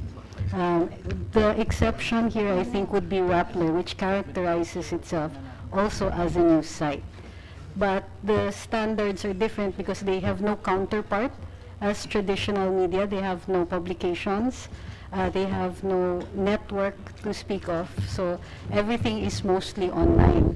The difference kasi mainstream and social, online media is that online media has time to correct. They can correct, they can issue corrections immediately, they can take down, whereas publications, even news programs, will take more time before they can issue corrections or disclaimers or all of that.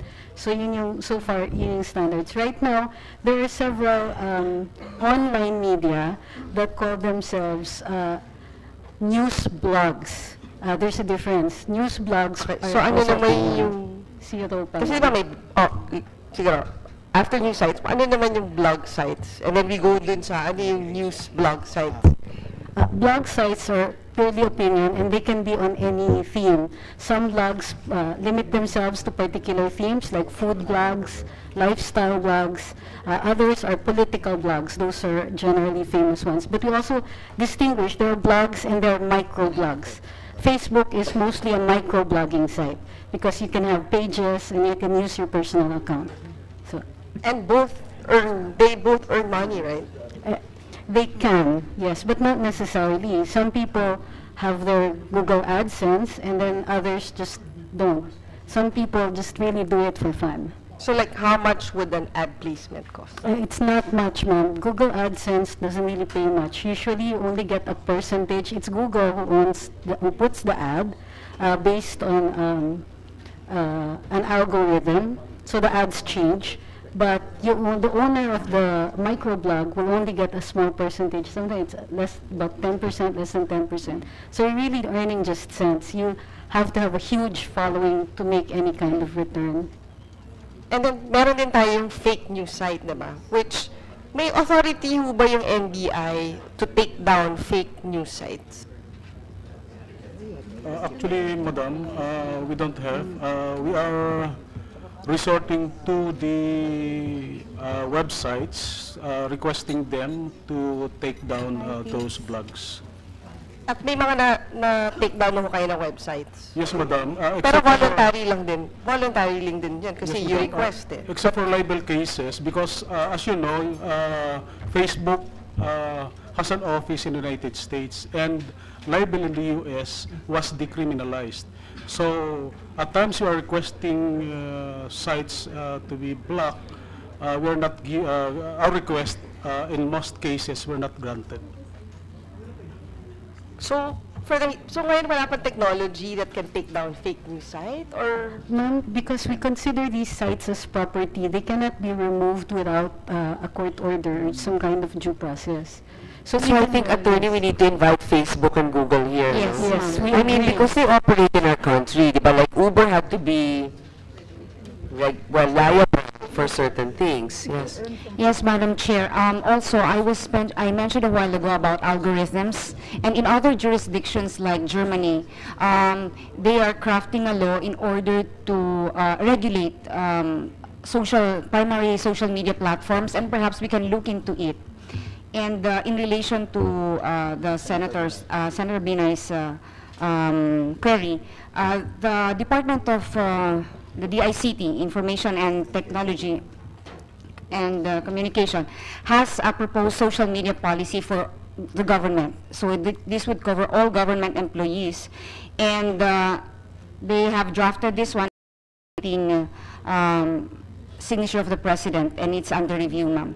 And of course, with that also, we'd like to put in order all these things about fake news. Perhaps we should look into policies also with the DICT and the NTC that regulates Facebook or other social media platforms, because at the end of the day, are these laws enough to protect all of us? Up to where could it go? Like, do we have to go to court all the time about all these things? Is this the most that we can do as individuals, as Filipinos? We're trying to play catch up with technology, definitely. We did invite, apparently, Google and Facebook, and they said their regrets because they have prior engagements. But I think they need to prioritize this because they're making a lot of money in this country. Yes, ma'am. And they have a responsibility to the public. Senator Nancy, you know, we have such a valuable resource here with Professor Hilbayer. We want to hear your views so that we have a direction. Somebody texted me na naguguluhan na raw sa kasi we have very opinionated people here. And maybe you can give us a direction on how you, as the former OSG. Thank you, Madam Chair. Allow me to go straight to my very short remarks and a legislative proposal. Let me emphasize an important point of constitutional law, and that there is a difference between claims of false information provided by ordinary citizens and false information peddled by public officials. The problem is not private citizens in Facebook or Twitter exposing government incompetence, dishonesty, or corruption. The problem is government dishonesty.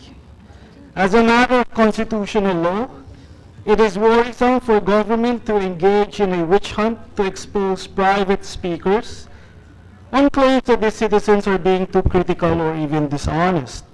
Such actions inevitably produce a chilling effect on freedom of expression. As stated by Senator Giron earlier, you already have the libel laws to take care of that. What I consider a threat to our democratic values and a danger to the marketplace of ideas is the prevalence of false information provided by public officials, whether deliberately or out of sheer incompetence. False information provided by public officials poses special problems. Number one, they are paid with public funds. It is an outrage that they receive taxpayers' money so they can lie. Number two, their official status provides official imprimatur to false information, whether posted in private or official social media accounts. Number three, their public employment provides them with access to government facilities, creating a semblance of credibility where otherwise there might not be any. And number four, their access to government facilities means that the false information they provide gets widely distributed. Ordinarily, Your Honor, the mechanisms of government for responding to dishonesty by public officials are the disciplinary sanctions under the Civil Service Law, the Ombudsman, or by the heads of agencies, including the Office of the President. Well, the problem is when these mechanisms are not triggered. The traditional constraints to government dishonesty, freedom of speech by informed private citizens, and freedom of the press, have exposed many of these instances of dishonesty and incompetence. But they have also been dismissed by government as biased or unfair, political attacks rather than efforts to promote honesty in government. Ordinary citizens, therefore, are confused by an environment where officials of the executive department, in particular, are able to disseminate false information while demonizing the press and activist citizens. Your Honor, this is a structural problem of the information environment and a phenomenon where government disinformation is able to hide behind the mantle of official action and protection on one hand, while freedom of speech and the press are tagged as politically biased on the other. The way to counterbalance government disinformation is through the creation of a public institution whose sole task is to identify and publicize government dishonesty. When public officials become dishonest, it is the obligation of the state itself to correct distortions in the marketplace of ideas.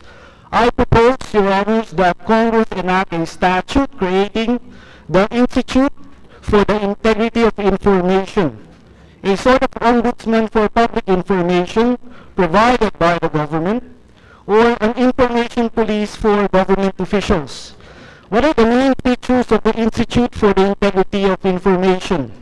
Number one, it should be composed of a board whose members are academics, media practitioners, policymakers, scientists, information technology experts of the highest credibility and competence. Number two, they should not be appointed by the President or by any of his alter egos.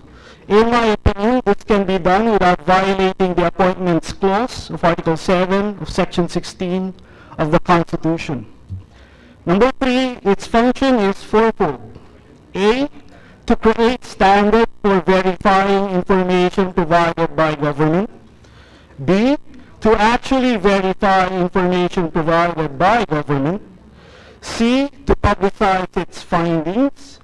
And D, to issue rewards to citizens who are able to spot fake information provided by public officials. The Institute for the Integrity of Information should be able to act either motu proprio or upon referral by citizens of a claim of fact made by a government office or official. I urge Your Honors to focus on a metaphor that we should recognize false information as a calamity that wreaks havoc upon a sensitive ecosystem, the information environment or the marketplace of ideas. And so in the same way that the government has spent resources informing and warning citizens about impending or ongoing calamities through the Pag-asa or FIVUCs, etc., the government should likewise invest in informing and warning citizens about government dishonesty, which distorts the information environment, polarizes conversation, and manipulates citizens. There is a need to create the Institute for the Integrity of Information because the integrity of public information is essential to opinion formation and therefore public discourse. If citizens think and act on the basis of wrong assertions of fact by public officials, then our marketplace of ideas will receive and produce wrong signals, the consequence of which is the impairment of the value of truth. We live in an age of impunity and a fear that apart from the thousands of killings on our streets, a tragedy that has received global attention, we have also become witnesses to another form of impunity, the death of truth.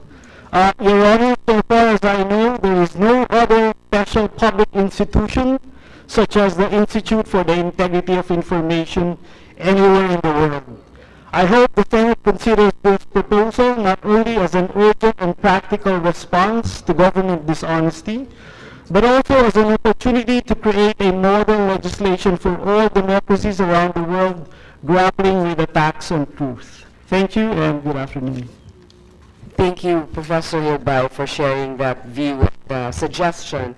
It makes sense. We just don't want to add another layer perhaps of bureaucracy, but if it will encourage accountability, of course it's worth it.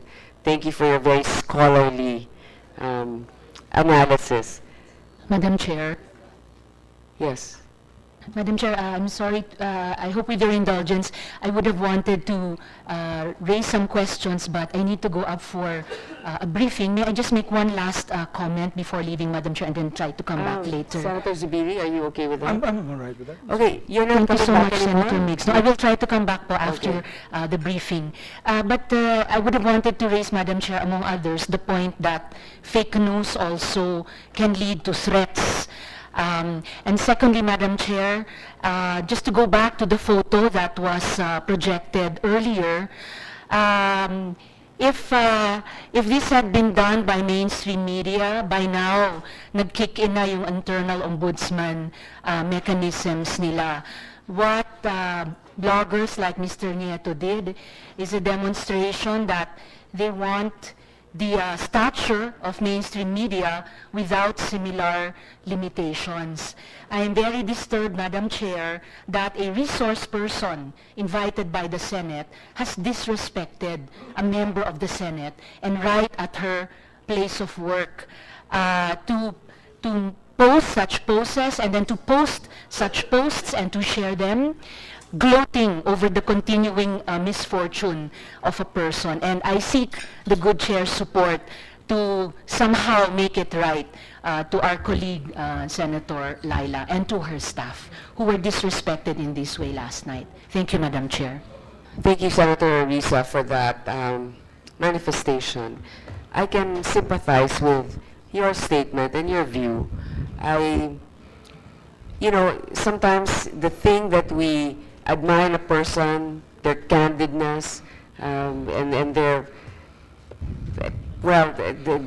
excitement sometimes is taken to a level where it also transgresses on other people's rights. So perhaps we can ask for a statement from Mr. Nieto with regards to this. Kasi, alam mo, totoo rin naman, kunyari, ako rin yung nakakulong at may gumanyan sa office, masakit. Although, it does not really violate any particular law, as I see it. So maybe we'll just hear it from... First, for the record, I think the issue of political neutrality was raised earlier today, so I would just like to read the statement. Political neutrality means serving everyone equally, regardless of political affiliation. I am just a consultant and I am not constrained to have political opinions. In the same way that 2 or 3 months ago, I announced on my Facebook page that even if it's not part of my job in the DFA, that I am willing to help, OFWs who have problems, they send their problems to me and I'll look for the right guy in DFA to help them. And there's even a quote there, which is a bit snarky, I admit, but I said that even Senator Risa Ontiveros can ask help from me, even if I don't like her. And I respect you as a senator, ma'am, but I have my own, opinions in life. Here. And then secondly, somebody, I can't remember who, raised the idea that I may be a government official. Now, according to the Civil Service Commission Resolution number 021264, what year is this? Hold, one moment, ma'am. I can't see the year here, but I'll just read it for everyone's guidance, because I'm not testifying, I'm just a resource speaker. A consultant is one who provides professional advice on matters within the field of his special knowledge or training. In my case, it's the field of social media. While I did not receive any formal training in social media, I think I have sufficiently showed some competence in it, considering the amount of reach or engagement that I get every day. Thus, there is no employer-employee relationship in the engagement of a consultant, but that of a client-professional relationship. Thus, consultancy services are not considered government service, and so I am not a public official. So when I broadcast stuff on my Facebook page, that is Ray Joseph Nieto speaking as the regular citizen. But when I give advice to the OMWA, to the Office of the Migrant Workers Affairs, and that's where my job kicks in. So as to the question whether I should be nicer to people on my personal blog, I do not think so. I mean, honestly, Madam Chair, I have criticized you several times before, but it was in the intent of telling you how you should act based on my opinion. You don't have to listen to it. But when that opinion gains traction, that means a lot of other Filipinos think the same way I do. I mean, pwede alisin mo na lang yung head of strategic communications because it creates the impression that you're part of the bureaucracy. Just a suggestion. Sige po, ma'am. No, of course, when we get likes in our Facebook, it emboldens us, it empowers us, it makes us feel that we are doing the right thing. It's not necessarily the case also that numbers will actually justify what we do, but, I can respect what you're saying about me. Yes, you've criticized not only me, but many of us here, but in being fair to you, Mr. Nieto, when the other camp, Open Source, came out with supposedly an issue about me, you corrected it with research. In fact. Yes, and you were a supporter of President Duterte. I mean, you were very transparent, but you came out with the proper research saying that what they were claiming is untrue. And I would also like to state for the record that at some point in the past, there was a picture that showed Senator Risa Ontiveros allegedly holding the hands of Senator Kiko Pangilinan, and there was this chismis. Yeah. What I did was to post it on my page and tell them this is fake. This is just an angle. I am clearly not in favor of the Liberal Party, but when false information is shown online and it spreads, I try to correct it. And if in the events that I felt that, I did wrong, I issue errata. You could just go to the Thinking Pinoy Facebook page and look for the word erratum in the search bar, and you could see that I actually issue errata on what I post. Yes, that's right. We may or may not agree with you. This is sometimes what we say is, hindi na natin alam paano mag-isip ang millennials. Diba? Pero, pag pupunta kami sa mga blog, actually us, here in the Senate, we should be checking those sites so that we know how people think, not necessarily that we will agree. But if there's anything, you do excellent research. And that's the truth. You do excellent research. Sometimes against us, sometimes for us. So I hope you keep that neutrality. Like, if you're in a board, you can be an independent director. You can be in government, but an independent consultant.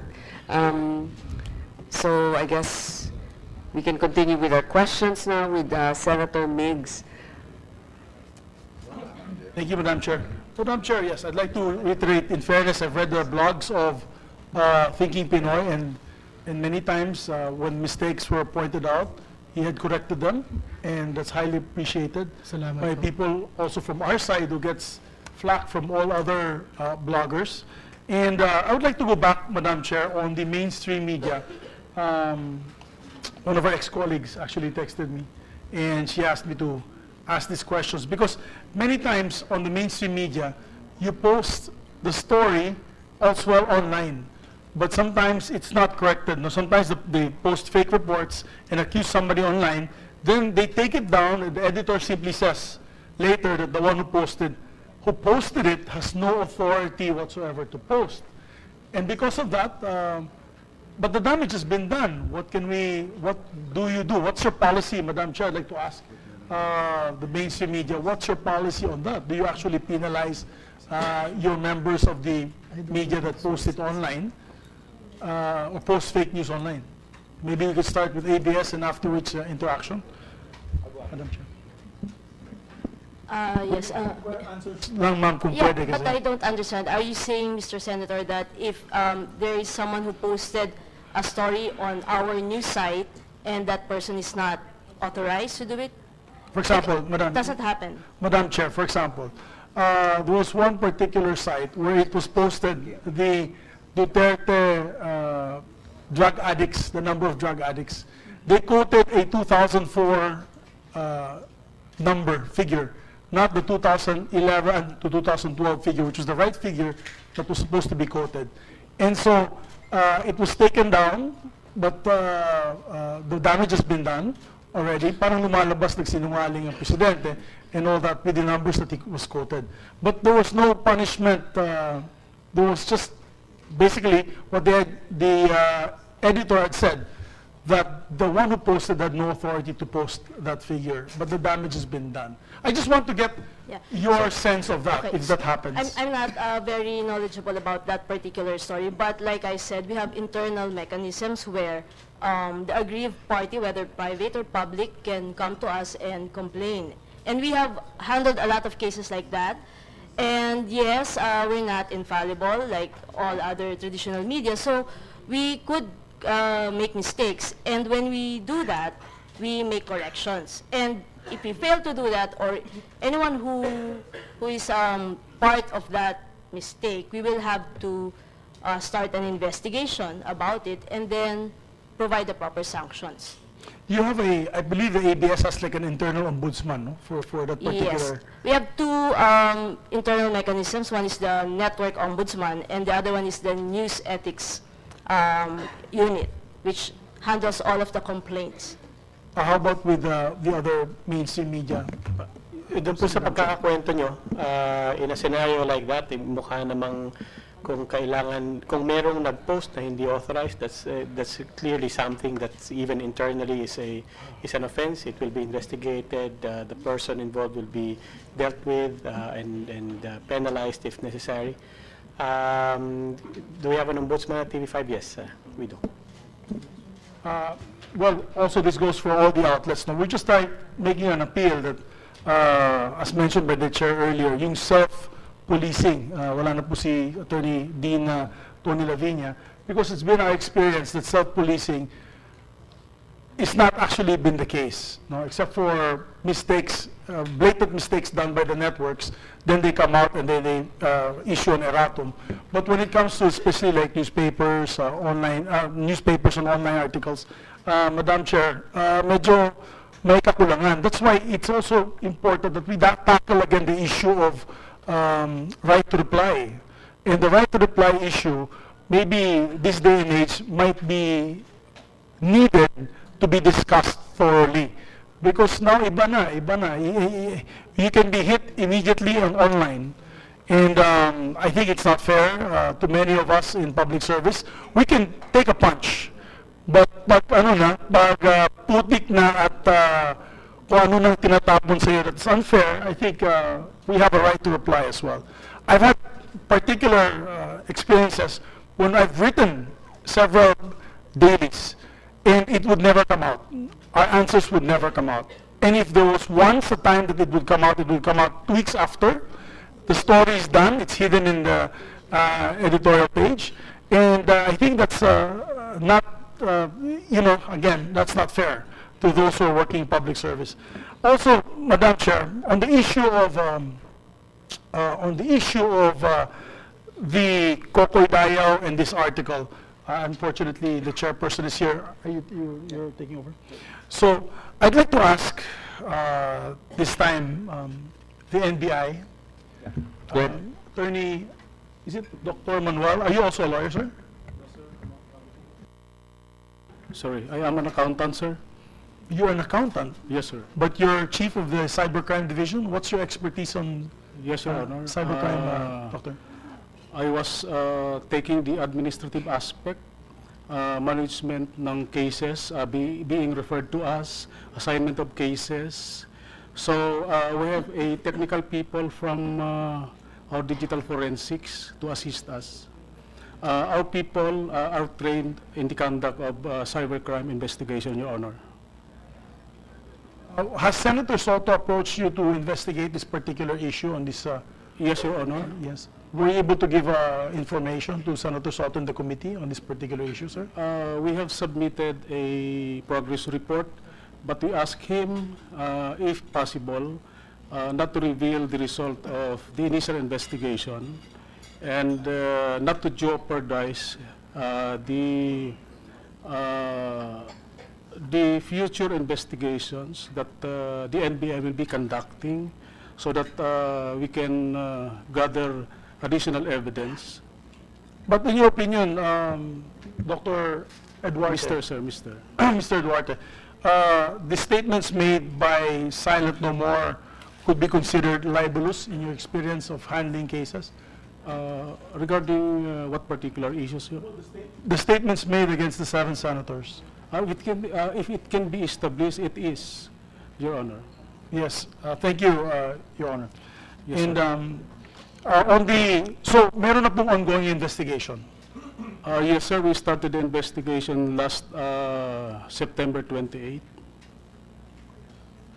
Yes, thank you. When will you be able to finalize the investigation, sir? 2 weeks more, Your Honor. Thank you. On the other matter that I would like to take up with the KBP, because yung self-regulation, sir, Attorney Jularbal, on the self-regulation aspect, not all members of media are part of the KBP. Is that correct, sir? Good afternoon, Your Honors. Yes, not all members of broadcast media are members of the KBP. There is GMA, who is not a member, and also PTB4.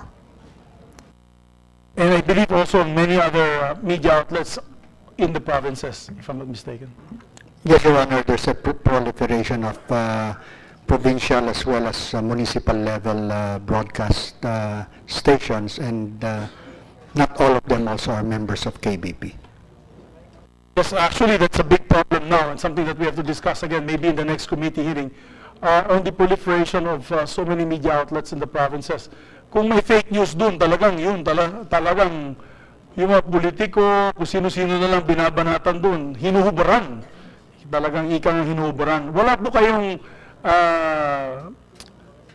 police power dito sa mga ito. Municipal police power, do you have any sanction given to these media men, sir? Your Honor, in that matter, the KBP and National Telecommunications Commission are cooperating on this. And in fact, last week I met with Commissioner Cordova, and as a result he issued a circular, I think yesterday, requesting KBP to assist them in getting information on these radio stations. So we will be providing NTC information on their location, their frequency, who are the people behind it. Because to provide information on the stations. The NTC are committed to close them down if they are unlicensed. If they're licensed, I think, Attorney, some of them are also in other stations that are licensed, probably members of the KBP. does the public have, is there a mechanism within the KBP that the public can actually go to for complaints? Yes, Your Honor. In fact, we've been announcing this even years ago. All they have to do is to write a letter or email KBP, and we will motu proprio take action on a complaint.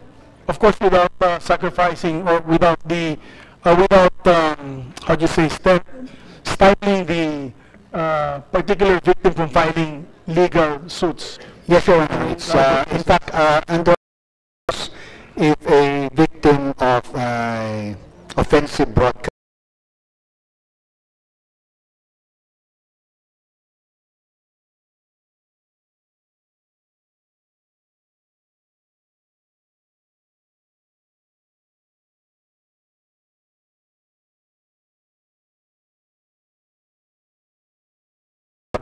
posts came out saying that I will file a bill, and I was no longer a senator then, that I will file a bill to having HIV as illegal. It will be illegal. Something stupid as that. Having HIV is an illegal act. Of course, the LGBT community freaked out and they attacked me. I don't know, I think you remember that, Michael. I told you he defended me and said that that is not true. I would never say such stupidity.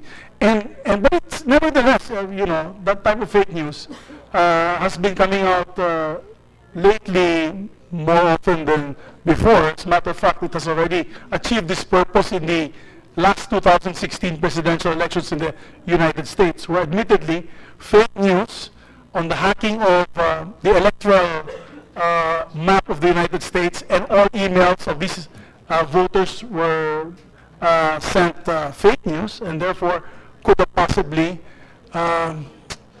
moved voters to vote for a particular candidate.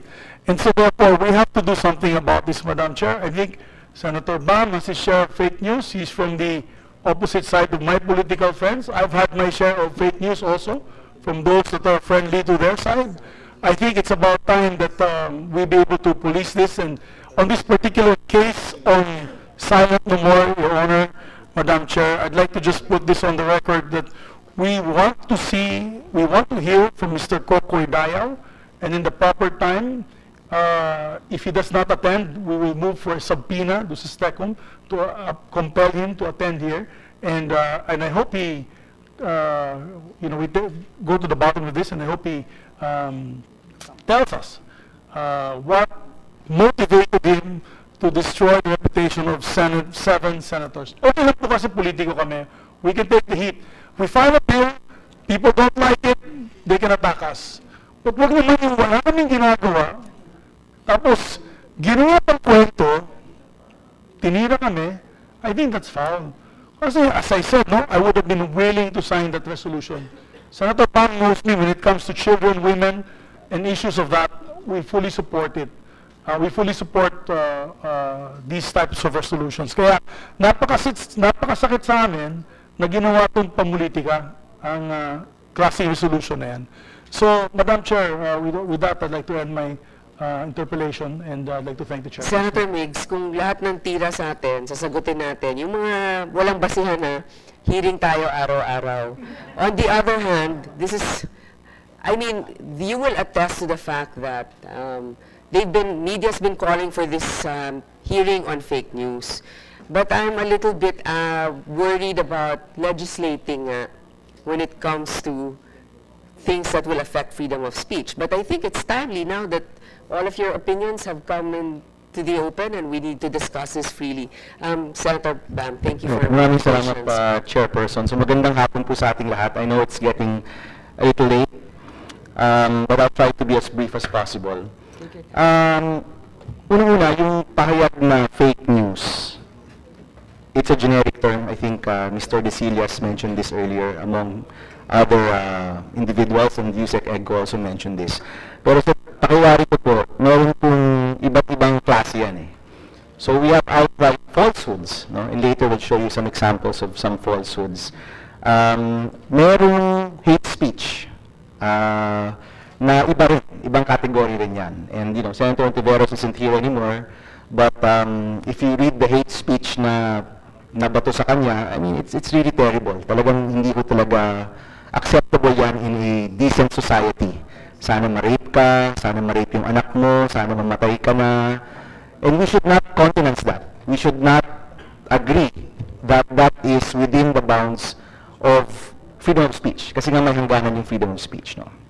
Pangatlo, meron din pong parody, no? Na may nagpapatawa lang, or meron pong konting, you know, it's a, I don't know, it's a satirical, but unfortunately, marami sa mga kababayan natin, hindi mo nakakaintindi ng satire or ng parody. In fact, it's quite funny, no? There's this site called Pinoy Observer, na patuloy na nag-share yung mga tao, patuloy na to-comment yung mga tao. Galit na galit. Grabe, galit na galit. I don't even remember what issue it was anymore. But if you look at their About Us, aaminin nila that there is that satirical side. No, we're here to make you laugh, parang ganyan. So even that, no, in itself is already problematic kasi yung pinapalabas na nakakatawa o parody ay hindi rin naiintindihan na parody ito. And this happened a number of times during the campaign itself. And then meron tayong mainit na komentaryo o mainit na opinion. And I'll agree with the bloggers here on both sides of the political fence na ang panahon natin ngayon ay panahon ng mainit na komentarya. And as public officials, everyone from the president to a barangay captain, an ASEC, and even a consultant, we are open to this. No? In fact, you know, si Mr. Nieto always calls me a cosplayer of my uncle. I don't mind. I don't mind, ba? I have high respect for cosplayers at pogi naman yung tito ko, so I don't mind. Ganun lang talaga. However, when your commentary or opinion suddenly has, you know, may malicious intent or meron kang pinupush na agenda, and there are times, even Asik Mocha, I see this sometimes in your posts, nagtatanong lang po, mga ganyan, di ba? Si Mr. Nieto, does Bamakino have anything to do with this? You can always hide behind saying, I didn't say it. Mr. Lopez, di ba? I didn't say that it's categorical. Pero yung dating kasi niya, it comes out as fact. Now, you're right. Wala pong batas stopping you from writing a certain way. And this has happened many times in the past. Kahit po mga regular columnists, ginagawa naman talaga yan. However, we need to agree na wala nang space ang ganito sa ating lipunan ngayon. Because we know better. Because nagkakaharap na tayo dito lahat eh. Diba? Okay lang. Tell us if you don't like our vote. Kung tumayo kami laban sa EJK, sabihin nyo. And some of you have said, no? Hindi tama yan. Ginugulo nyo lang yung presidente. I think some of you have said that. That's fine. Because yun talaga yung posisyon namin. Ayaw namin sa mga bagay-bagay na ganyan. And we're clear on that. And you can berate us to death regarding our side and regarding what we're trying to say. However, kung gagawa ka ng kwento, magko-connect the dots ka, Mr. Nieto, sabi mo nga, you're a political opinion maker. Is that correct? No, a political observer. And you like to connect the dots. Yeah. Paminsan-minsan, those dots don't really connect. And paminsan-minsan they do. Is that fair to say? Well, the thing here, Mr. Senator, is I am open to criticism in the same way that when a commenter said that that link is weak, I say, yes, it's enough to raise reasonable suspicion, but not even enough to complete probable cause. Okay. And that is why we have to ask more questions. Mr. Nieto, you're right. We're not breaking any law. Yes. But you look at the U.S. Within hours of the Las Vegas shooting, meron agad fake news connecting the dots na, oh, this was a plan of the Democrats. Oh, this lady liked Democratic pages, etc., etc. You can also say that that person is just connecting the dots, is just making political commentary. But we know na hindi siya maganda, hindi siya tama, hindi siya ethical. So ako, pakiusap ko na lang sa inyo, I know that you like to create these scenarios. Your scenarios, Mr. Nieto, nakakasama rin yan. It does hurt real people. For example, kinonect mo si Nansrel. Nansrel worked in my office for a while. She left, I think, around 2014. She's now working in a private company. Sa pagkakaalam ko, wala na siyang kinalaman sa politika. And you make a very thin connection to Mr. Dayaw with no proof, with no allegation, with no evidence na may kinalaman siya, just to say na magkakilala sila and she owned the Pro-Pinoy site. I think I've been very clear on the site, and even in my succeeding comments, that I never implicated Mr. Roll. And Okay. why stance was invite Ms. Troll and ask her about it, because what we need here is more information about how this entire propaganda machine works. Now, if the good senator thinks that how I conduct myself is unacceptable based on whatever, #dissentist standards there are, I think he should legislate against it. And we probably will, to be frank, no, Mr. Nieto. But hindi naman, ito kasi nangyayari sa atin ngayon, no, blogging and the rise of our social media demagogues. This happened before legislation was able to catch up. So, alam naman natin hindi ito maganda. No, alam naman natin na nakakasakit ito sa mga tao. Hindi ba pwede, can't we, on our own, try to be more fair? Now, let me go lang to Asik Moka. Can't we try to be more fair? Ang rami mong post, no, regarding the minority, regarding the Liberal Party. Not once, no? Not once humingi ka ng side namin. Not even an attempt, no? And now you're Asik of the PCOO. Nasa posisyon ka. And to be frank, I wish Secretary Andonar were here para matanong natin directly, no? Kapag meron kang post na, mali yung picture, I think we will show it later. Kapag mali yung picture, ano yung consequences niyan, Asik Moka? Sinasabihan ka ba ng boss mo, ni Secretary Andonar, na mukhang maling picture yan, fake yan. Ano po ba yung picture na yun, Senator? Can you show it na? This is I think the Honduras Army, if I'm not mistaken. You're familiar with this? Yes, Senator. Ito, naglabas ka ng maling photo. So this is a falsehood, mali yung photo. I'm not saying, wala naman masamang intensyon Maganda naman yung intensyon, pagdasal yung ating mga troops, no? Bakit mali yung photo na nilagay mo? Madam Chair, una-una po, hindi ko naman po sinabing sila yung mga sundalo natin sa Marawi. Hindi ko po sinabing sila yung sundalo natin. Shinare ko po yan mula sa isang page at ang hangarin ko lang po dyan ay ipanalangin po ang mga sundalo. Ba't di ka nalang gumamit ng totoong photograph ng Philippine Army? Napakasimpleng hanapin. Kasi po, naputaw po yung puso ko dito sa caption ng photograph na ito na ipanalangin po yung sundalo. Kaya isinare ko po yun dahil nga pray for our soldiers. Kaya nga, ang dali-daling maganap ng photograph ng totoong Philippine Army. Bakit hindi yung Philippine Army yung ilagay mo? Kasi mas gusto mo tong picture. Kasi po sinare ko po siya, sir, mula sa isang page. So sinare ko lang po siya, hindi ko siya in-upload at nakalagay po doon, pray for our soldiers. So sino nag-upload ng photo? Nakalagay po doon, Cinemotion Digital Films. So it's another group that posted the photo? Yes, Mr. Senator. Okay, alright. So this was reposted. This was not your photo? Yes. Alright. So in the course of your blogging, ikaw ba lang yung mismo or PCOO actually, Ako lang po, sir. In the case, ASEC or maybe Yusek Egco, of allied bloggers, no, like Thinking Pinoy and other allied bloggers, yung kasama sa yung core, yung dinadala nyo abroad, do you provide talking points to them?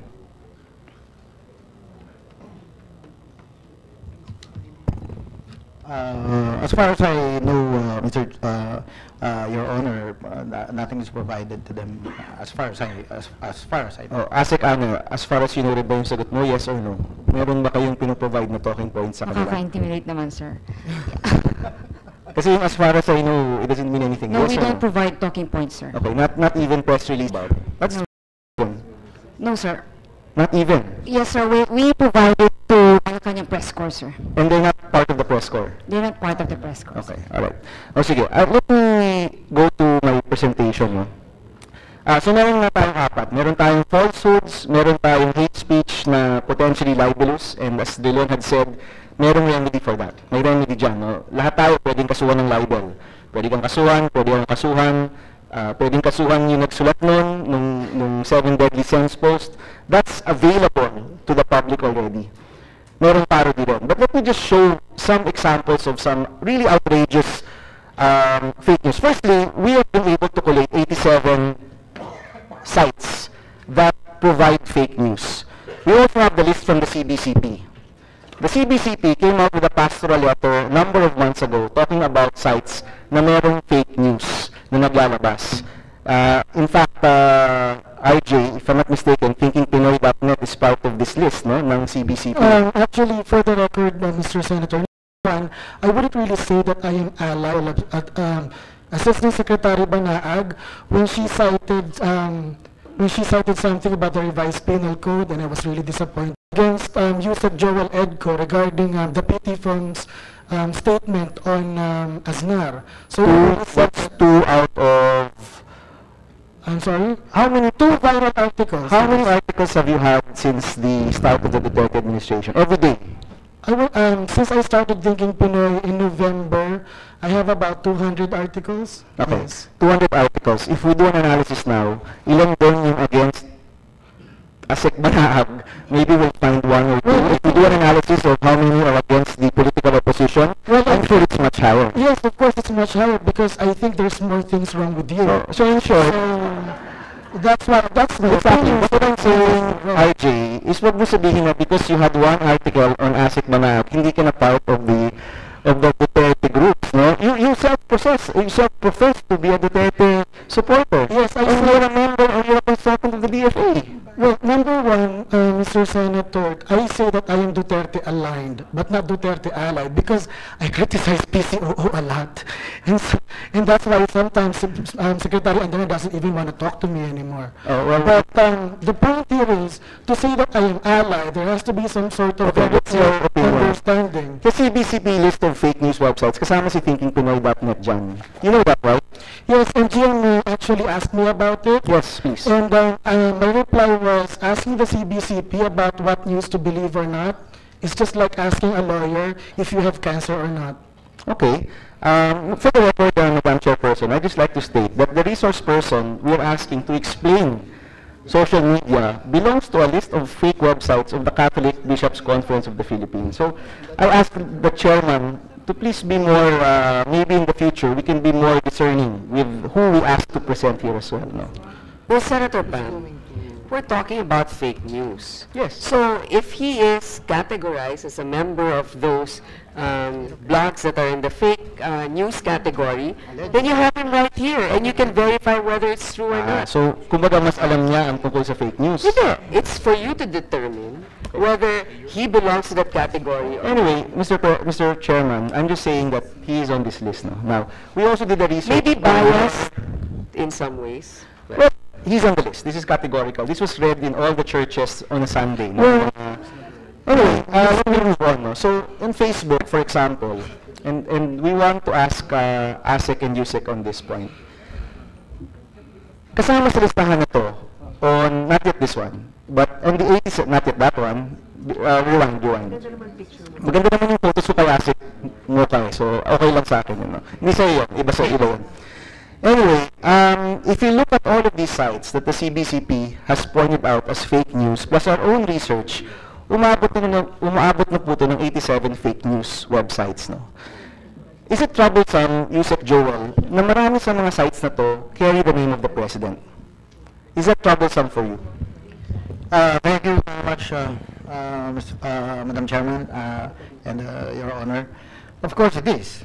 But pinag-uusapan din po namin yan. And I think ganun po kasi talaga isang problema yan eh. Yung i-identify mo, it's so easy to put up a website, name it after Bamakino or the President, and then pagka na-booking ka na, you take down the site and you put up another. So, agree. Yun po yung isang kwan dyan. So, okay. But however, the effect is, tingnan po, it's alarming. It's alarming. It's troublesome, no? It's also bad for the President. Is that safe to say? Kapag may mga fake news sites that I suppose so, yes. I suppose so, yes. Kasi that's one form of false information eh. So people would think that these websites are actually allied to the President's camp. Okay. So Not even aligned ba? Just allied? Not even aligned. Okay. So yun yung danger doon eh. So how to check that? Yun po yung actually dapat in fact, to identify, to determine. You want to say something, Asik? So in fact, Madam Chairperson, you will also ask NBI to do their forensic research kung sino ho talaga yung may-ari ng mga websites. On our research, pati na rin yung 40 fake websites na binanggit ng CBCP, no? We also want to know who is earning from this website. Sino po yung nasa likod ng mga ito? Because in investigation, let's go all out, no? Asek Banaan. Do you agree? Sir, I'd like to make a comment on how CBCP was able to come up with something on fake news. First, what to them is fake news? And of course, second, where is silent no more is silent no more. No, this was released early on. I think, if I'm not mistaken, this was released maybe 4 or 5 months ago. No? What's the date? January. So medyo matagal-tagal na. So maybe we can invite them next time, no? They can be here and we can talk to them. Ano yung naging basehan nila? Yes, sir. And maybe they have an updated list. Yes, sir.